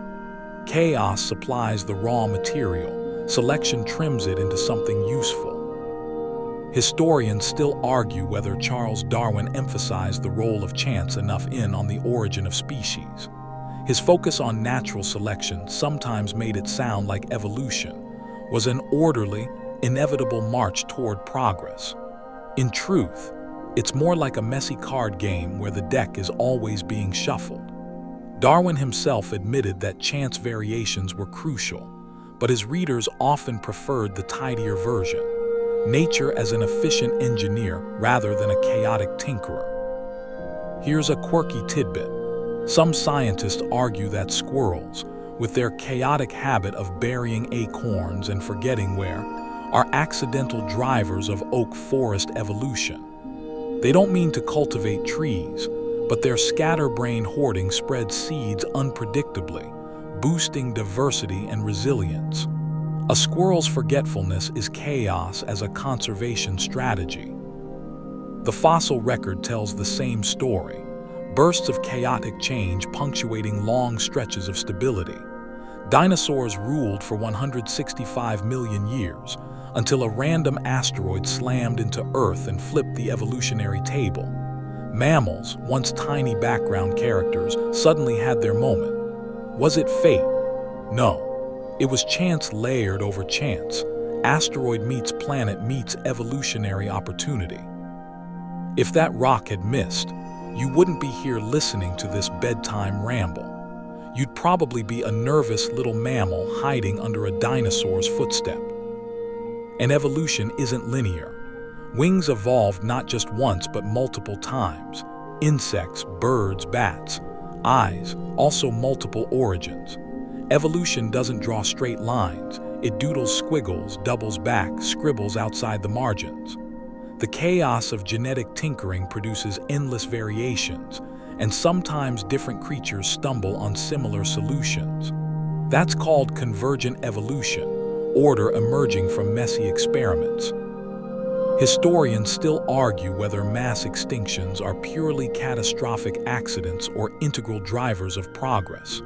Did the chaos of asteroid strikes and volcanic winters clear the slate for new innovations, or did they just interrupt otherwise steady progress? Either way, life seems to need a little demolition now and then. From the rubble, new designs crawl out. Here's another quirky fact. Some bacteria have built-in, error-prone DNA copying mechanisms that deliberately introduce mutations under stress. In other words, they embrace chaos when times get tough. Hopping a lucky mistake will save them. It's like throwing darts blindfolded when you're losing at the casino. Sure, you'll miss most of the time, but maybe one shot hits the bullseye, and that's enough to keep the lineage alive. Even humans are products of chaos. Your brain, shaped by a tangle of mutations, rewired and pruned over millions of years. Your opposable thumbs, random accidents refined into gripping tools. Even your ability to blush, Darwin once called it the most peculiar and most human of all expressions, is a leftover from chaotic evolutionary trial and error. There was no grand plan, just lucky rolls. And yet amid the chaos, patterns form. Evolution doesn't just wander blindly. Selection filters the mess, keeping what works, discarding what doesn't. The dance between chance and necessity produces ecosystems that look purposeful but are really jury-rigged survival strategies. Think of the panda's thumb, not a real thumb at all, but a repurposed wrist bone. Evolution doesn't order new parts from a catalog. It hacks together what's lying around, functional but far from perfect. So as you lie here tonight, remember that you're the outcome of 4 billion years of chaotic dice rolls. Every ancestor survived not because they were the best, but because they were lucky enough. A mutation here, an asteroid there, a squirrel burying an acorn in the right place. You are improbable, stitched together by chance, carried forward by chaos. And that's oddly comforting. Because if life were perfectly ordered, you wouldn't be unique. You'd be inevitable. Instead, you're one of a kind, the living result of evolution's messy, brilliant, ongoing gamble. Sleep easy then. The dice are still rolling, but tonight you've already won. Now stretch your imagination outward, far beyond Earth. If chaos rules evolution here, what does it mean for life out there? Aliens, the anthropic principle, cosmic coincidences. This is where the universe's preference for disorder really flexes. Because when you think about it, your existence isn't just improbable, it's absurd. A long chain of random cosmic dice rolls somehow produced a planet, a biosphere, and a species capable of asking, wait, why does the universe prefer chaos? Let's start with the anthropic principle, which is basically the universe saying, of course it looks fine-tuned to you, you're here to notice. The laws of physics seem suspiciously well suited for life. If gravity were a bit stronger, stars would burn too quickly. If it were weaker, stars might never ignite. If the strong nuclear force varied just slightly, atoms wouldn't stick together. Historians still argue whether this is evidence of design, coincidence, or just selection bias. After all, in universes where conditions weren't right, there'd be nobody around to complain about it. Here's a quirky tidbit. In the 1950s, physicist Enrico Fermi famously asked over lunch, "Where is everybody?"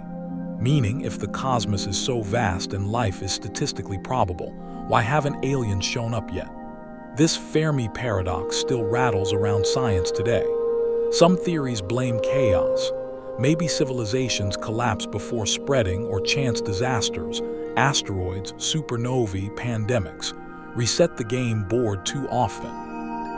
Maybe the universe produces life often, but order rarely lasts. Cosmic coincidences abound.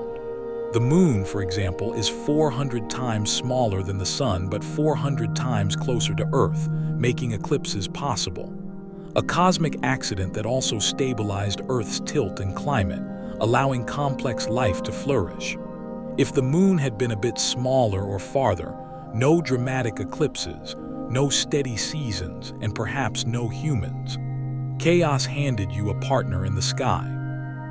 Historians still argue whether Giordano Bruno, the 16th century mystic who preached infinite worlds and infinite beings, was a true scientific visionary or just a poetic dreamer. He claimed the cosmos teemed with life long before telescopes hinted at other solar systems. He was burned at the stake, though not for his alien theories specifically. Still, his chaos-friendly imagination planted seeds that science later watered. And speaking of telescopes, modern astronomy keeps discovering planets in the so-called Goldilocks zone. Not too hot, not too cold, just right for liquid water. Some orbit stars wildly different from our sun. Some circle in unstable, chaotic orbits. Yet the numbers suggest billions of Earth-like planets could exist in our galaxy alone. If chaos is constantly rolling dice, surely some come up lucky elsewhere. Maybe right now, on some distant world, another species is lying in bed asking their own version of this question. Here's another quirky fact. Scientists once detected a wow signal, a brief burst of radio waves in 1977 that looked suspiciously like it could have come from extraterrestrials. It never repeated, and to this day, no one knows if it was cosmic chaos, a technical glitch, or ET phoning home. The universe teased us, then went quiet. Classic chaos, just enough noise to stir wonder, not enough to settle the debate. But here, where the chaos theme cuts deeper, life, if it exists elsewhere, probably doesn't follow neat patterns either. Evolution on another planet might yield creatures with 6 eyes, liquid metal blood, or no bones at all. Or maybe their chaos never stabilized into order long enough to produce consciousness. Maybe planets teem with microbial mats that rise and fall in silence, never inventing spaceships or bedtime podcasts. And what about us? The anthropic principle makes one thing clear: we exist because conditions allowed it, but it doesn't mean we were inevitable. Swap one asteroid trajectory, shift one ice age, and humans vanish from the timeline. The universe doesn't aim for life, it stumbles into it. That's the power of chaos. You are not the planned product of physics, you're the happy accident. Historians still argue whether this makes humanity special or ordinary. Are we unique, the only conscious beings adrift in an indifferent cosmos? Or are we one of countless civilizations, each temporary, each teetering on chaos's edge? Philosophers call this the Great Silence, and it unsettles even the calmest minds. If the universe is chaotic, maybe it hides neighbors we'll never meet. So tonight, as you sink into your pillow, think of it this way. You are alive because the universe rolled the dice in chaos, improbably came up with you. Aliens or no aliens, that's already miraculous. Out of collapsing stars, colliding asteroids, and evolutionary hiccups, here you are, blinking in the dark, listening to the story of chaos. And if someday we do hear from another species across the stars, odds are their bedtime stories will sound oddly familiar. A tale of randomness, resilience, and the strange beauty of a universe that prefers mess to perfection. Look around your room. Even here in the middle of your own small universe, chaos is king. A stray sock on the floor, dust motes swirling lazily in the air, that one lamp bulb that flickers when it feels dramatic. And yet here, the twist, order keeps sneaking in. Not permanent, not dominant, but persistent. Life, art, and symmetry keep popping up like overachievers who just won't take a hint. The universe may prefer chaos, but order refuses to stay quiet. Take symmetry, for instance. Snowflakes, butterfly wings, starfish arms all show off this uncanny balance. It's almost eerie how often symmetry emerges from chaotic beginnings. A snowflake forms in a swirling cloud of vapor, buffeted by turbulence, yet grows into an exquisitely balanced crystal. That's not accident alone, it's physics. Molecules snap into place according to strict rules, carving order out of froth. Historians still argue whether the ancient Greeks admired symmetry because they saw it in nature or because they wanted the world to make sense. Pythagoras and his followers practically worshipped geometric order, convinced numbers held the key to reality. They built temples with symmetrical columns, wrote theories of harmony based on ratios, and declared that beauty itself was proportion. But the same Greeks also told myths full of chaos, gods changing form, seas erupting in storms. Order was their dream, chaos their reality. Here's a quirky tidbit. The artist M.C. Escher became famous for his dizzying drawings of impossible staircases and infinite tessellations. What many don't realize is that Escher wasn't just doodling. He was channeling deep mathematical principles of symmetry. Mathematicians later used his work to illustrate complex ideas in group theory and crystallography, a case where art and math, two supposed opposites, partnered to reveal hidden order in the mess. But symmetry isn't always perfect. Take your own body. From afar, your left and right sides look like mirror images. Up close, the differences shout. One eye slightly smaller, one ear higher, a birthmark here, a freckle there. Scientists call this fluctuating asymmetry, a polite way of saying that nature aims for balance but chaos always sneaks in. That slight unevenness is the fingerprint of disorder, the reminder that even in striving for perfection, the universe shrugs. Music is another rebellion against chaos. Notes arranged into scales, beats pulsing in rhythm, chords resonating in harmony. And yet the best music always carries a little unpredictability.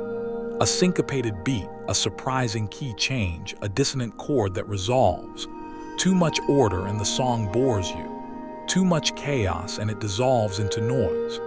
The sweet spot is balance, chaos held in check by symmetry, order spiced with randomness. Historians still argue whether Gothic cathedrals were designed to impose divine order on chaotic humanity or to mimic the fractal patterns of nature. Their soaring arches and repeating windows look like geometry set free, but walk through one and you'll notice the imperfections. Stones slightly misaligned, carvings quirky and uneven. The builders worked with human hands, not machines. Chaos crept in, and perhaps that's why the cathedrals feel alive rather than sterile. Here's another quirky fact. In physics, symmetry often hides deep truths. The conservation of energy, for example, comes directly from time symmetry. The fact that the laws of physics don't change from one day to the next. Break that symmetry, and energy conservation would crumble. Entire scientific revolutions have sprung from noticing where symmetry holds and where it breaks. Even chaos, it seems, has a skeleton of order underneath. Art thrives on this too. Painters splatter canvases, poets play with irregular rhythms, dancers improvise, but within frameworks that hint at structure. A Jackson Pollock drip painting looks like pure chaos until you notice repeating patterns, fractal-like curves echoing across the canvas. Your brain loves this mixture. Total order feels sterile. Total chaos feels overwhelming. But the blend, that sings. And life itself, biological life, clings to symmetry whenever it can. Cells divide into balanced halves. DNA coils in repeating spirals. Even viruses, those chaotic little troublemakers, often pack themselves into symmetrical icosahedrons because geometry is the most efficient way to store chaos. Evolution, messy as it is, keeps stumbling into order because order works. Symmetry isn't the universe's preference. It's the shortcut nature takes when chaos has to conserve energy. So tonight, lying there in your own small corner of the cosmos, notice how your body is both orderly and chaotic. Your heartbeat is rhythmic but not perfectly steady. Your breathing repeats but with tiny variations. Your face is mostly symmetrical but uniquely uneven. You're a work of art shaped by both sides of the equation. The universe prefers chaos, yes, but order sneaks in constantly, uninvited, stubborn, persistent. It grows in snowflakes, hums in cathedrals, echoes in music, and glimmers in your reflection. It's the cameo role that steals the scene, the symmetry that blooms in the cracks. And maybe that's the secret. Chaos makes space for order to shine. Without the mess, symmetry would mean nothing. Without noise, music would have no rhythm. Without asymmetry, you'd be a lifeless mirror instead of a living, breathing, gloriously uneven human being. Civilization looks so tidy from a distance. Roads stretch in straight lines, streetlights blink in rhythm, grocery shelves line up cans of soup with military precision. It's easy to believe humans have mastered order, but zoom in just a little and you'll see the truth. Civilization is a wobbly stack of organized mayhem. Behind every neat facade is duct tape, improvisation, and an ocean of chaos waiting to spill. Take cities. The grid pattern of streets seems deliberate, but traffic jams sprout unpredictably. One honk, one stalled car, one mistimed light, and suddenly the whole system ripples with disorder. Urban planners draw diagrams of flow and efficiency, but real life throws in jaywalkers, potholes, and pigeons with death wishes. The city functions not because it's perfectly ordered, but because it survives constant disruption. Historians still argue whether the collapse of Rome was inevitable or simply a matter of bad luck. Was it long-term structural weakness, or was it the chaotic convergence of plagues, invasions, and political drama? Either way, the empire is a reminder. No matter how grand the order, entropy lurks. Civilization teeters on balance beams made of spaghetti. Here's a quirky tidbit. In 1907, an Italian economist named Vilfredo Pareto noticed that 80% of Italy's land was owned by 20% of the population. That 80-20 rule kept showing up everywhere: wealth, business sales, even pea pods in his garden. Turns out, society often organizes itself into uneven patterns, not neat equality. Order leans into imbalance, and chaos makes sure it sticks. Governments themselves are constant experiments in managing disorder. Laws codify rules, but people bend them, break them, or invent loopholes faster than legislators can react. Courts try to impose order, but chaos shows up disguised as human behavior. Tax systems are perfect examples, designed with logic but riddled with exceptions, evasion, and confusion. Civilization is less a clockwork machine and more a circus juggling act. Historians still argue whether Hammurabi's code, the ancient Babylonian set of laws, was truly about justice or just about convincing people that someone somewhere was in charge of the chaos. The stone slabs still survive, etched with neat rows of commands. But life in Babylon wasn't neat. People bartered, argued, and improvised around the rules just like we do today. Civilization's laws are promises, not guarantees. And let's not forget technology, humanity's favorite tool for control. Smartphones organize your calendar, guide your GPS, even track your sleep cycles. But what happens? The app crashes. The map reroutes you into a dead-end alley. The alarm doesn't ring, or worse, rings in the middle of a dream about velociraptors. The promise of order becomes a delivery system for new flavors of chaos. Every innovation solves one mess and creates two more. Here's another quirky fact. Pizza delivery, the ultimate symbol of organized convenience, is a masterclass in chaos theory. A driver juggles multiple orders, roads clog unpredictably, ovens break down, toppings run out. Yet somehow, most of the time, a hot pizza shows up at your door. Civilization at its peak, order extracted from chaos, one pepperoni at a time. Markets behave the same way. Economists build models of supply and demand, but real economies swing with panic, rumor, and random shocks. A tiny change in oil prices ripples through airlines, groceries, even your heating bill. Civilization doesn't sit calmly. It wobbles, self-corrects, and sometimes face-splints. Stock exchanges look like temples of order, but behind the blinking numbers is raw human chaos. And yet it works. Not perfectly, not permanently, but well enough.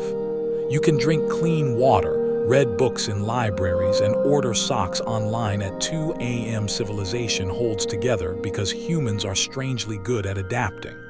You patch the leaks, rewrite the rules, rebuild the bridges. It's never flawless, but it's functional. The mess is part of the blueprint. So tonight, as you rest, imagine your town or city as a fragile symphony of order and chaos. Streetlights against the dark, cars weaving like ants, people arguing, laughing, sleeping, dreaming. Laws being bent, systems being hacked, pizzas being delivered. Civilization isn't a fortress against chaos. It's a raft riding the waves, patched with duct tape, still floating somehow. And tomorrow, when your Wi-Fi crashes or the train runs late, remember, that's not failure. That's the system working as designed, chaotic, improvisational, resilient. Civilization survives not because it conquers disorder, but because it adapts to it. Always wobbling, never collapsing completely. A stack of organized mayhem, swaying but standing. Picture the universe billions of years from now.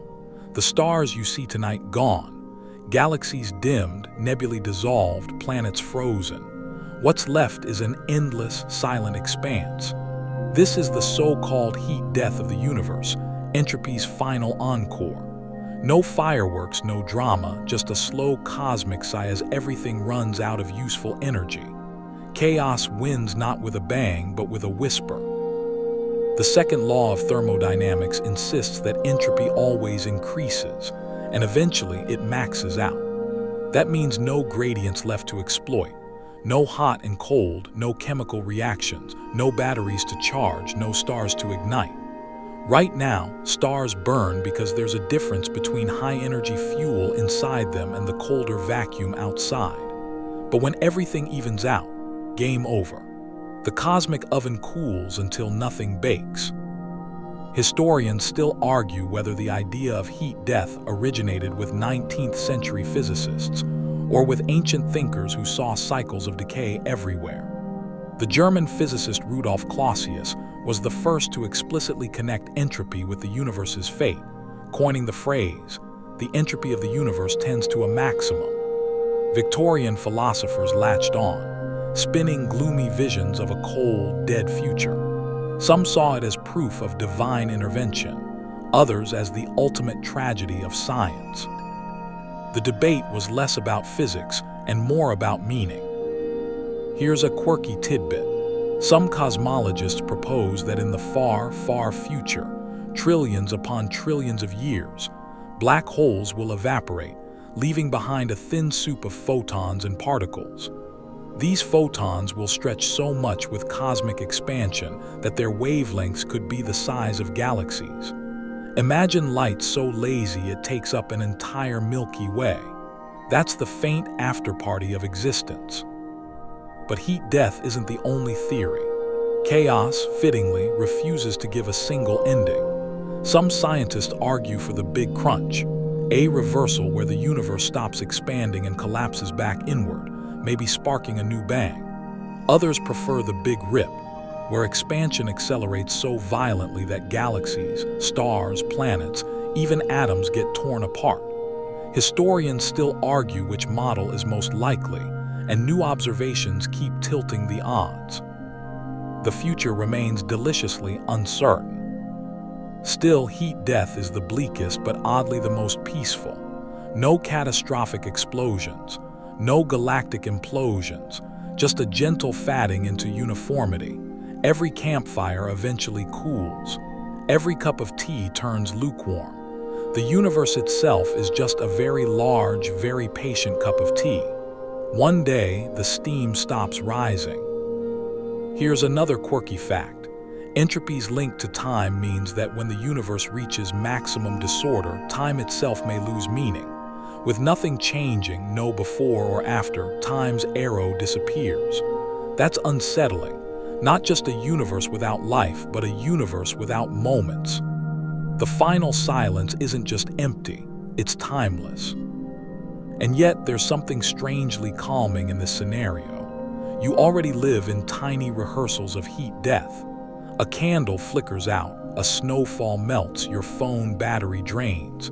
You know how to say goodbye to energy. You know how to rest. The universe is just following the same lullaby, stretched over unthinkable scales. Historians still argue whether human culture's obsession with apocalypse stories, floods, fire, judgment days, is a reflection of entropy anxiety. We dramatize the end because endings define us. But the actual cosmic finale, if heat death comes true, won't be fiery judgment. It'll be quiet. No audience, no credits, just a fade to black. So tonight, as you drift, imagine the stars slowly blinking out one by one, not in fear, but in rhythm. Each extinction another step toward calm. Galaxies dimming into background haze. Black holes evaporating into whispers of radiation. A universe stretching into stillness like a long exhale before sleep.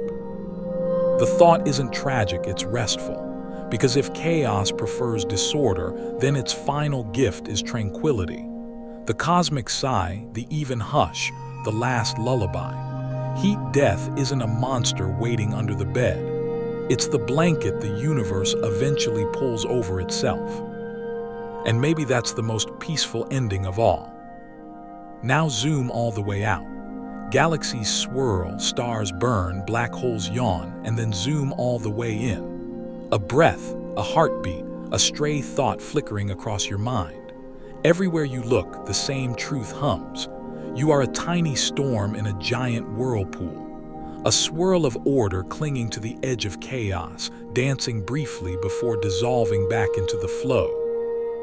It's humbling.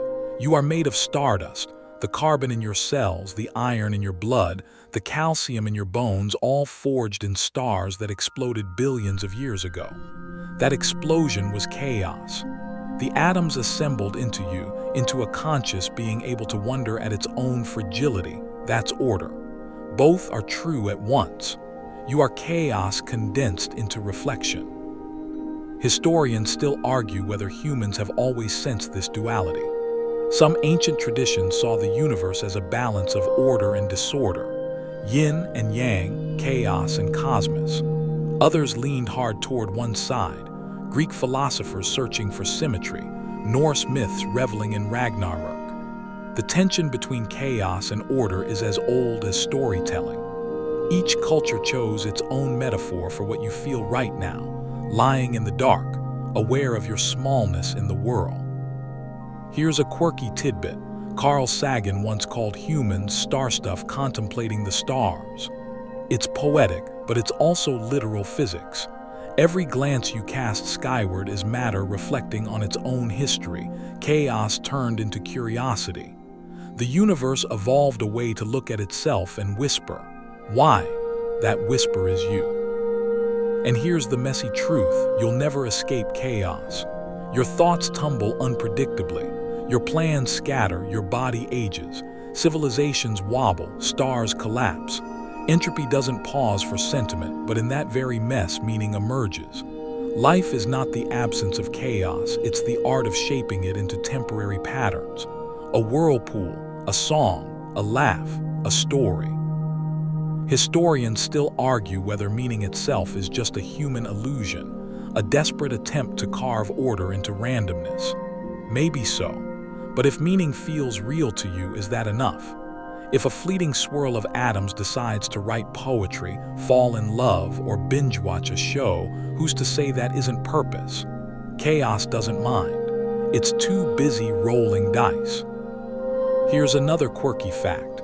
The swirling pattern of hurricanes, galaxies, and even cream in your coffee all follow similar equations. Your morning cup mirrors the Milky Way. Your bathtub drain echoes black holes. You're surrounded by fractal whispers that say, this chaos is connected. You're not just lost in the whirl, you are the whirl. So as you close your eyes, imagine yourself as part of the grand chaotic ballet. Not separate, not resisting, but moving with it. The galaxies spinning are no different from your own thoughts spiraling into dreams. The atoms buzzing in your fingertips are the same ones that once burned in a sun. You are the echo of explosions, the order born of noise, the chaos wrapped into consciousness. And maybe, just maybe, that's the point. The universe doesn't prefer chaos to punish you. It prefers chaos because that's where possibility lives.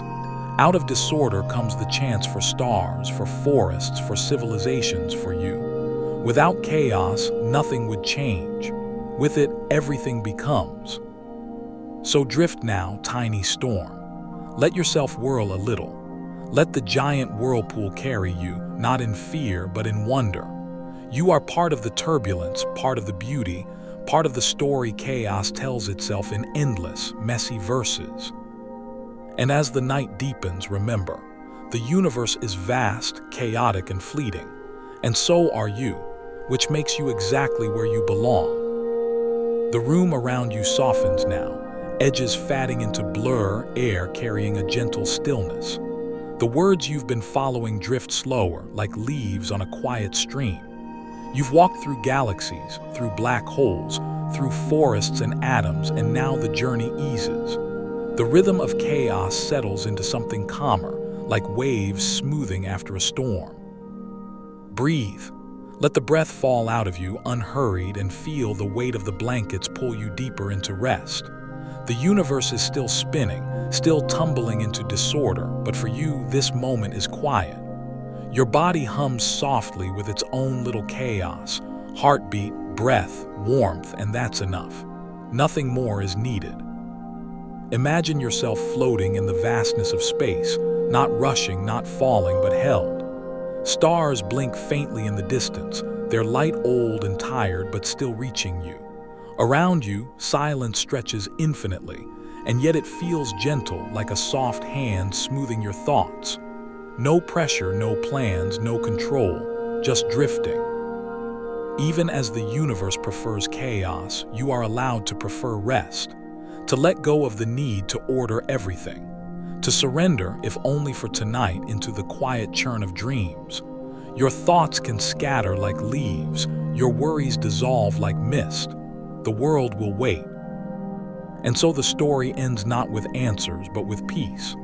A soft exhale, a closing of eyes, a surrender to the same forces that move galaxies and tides.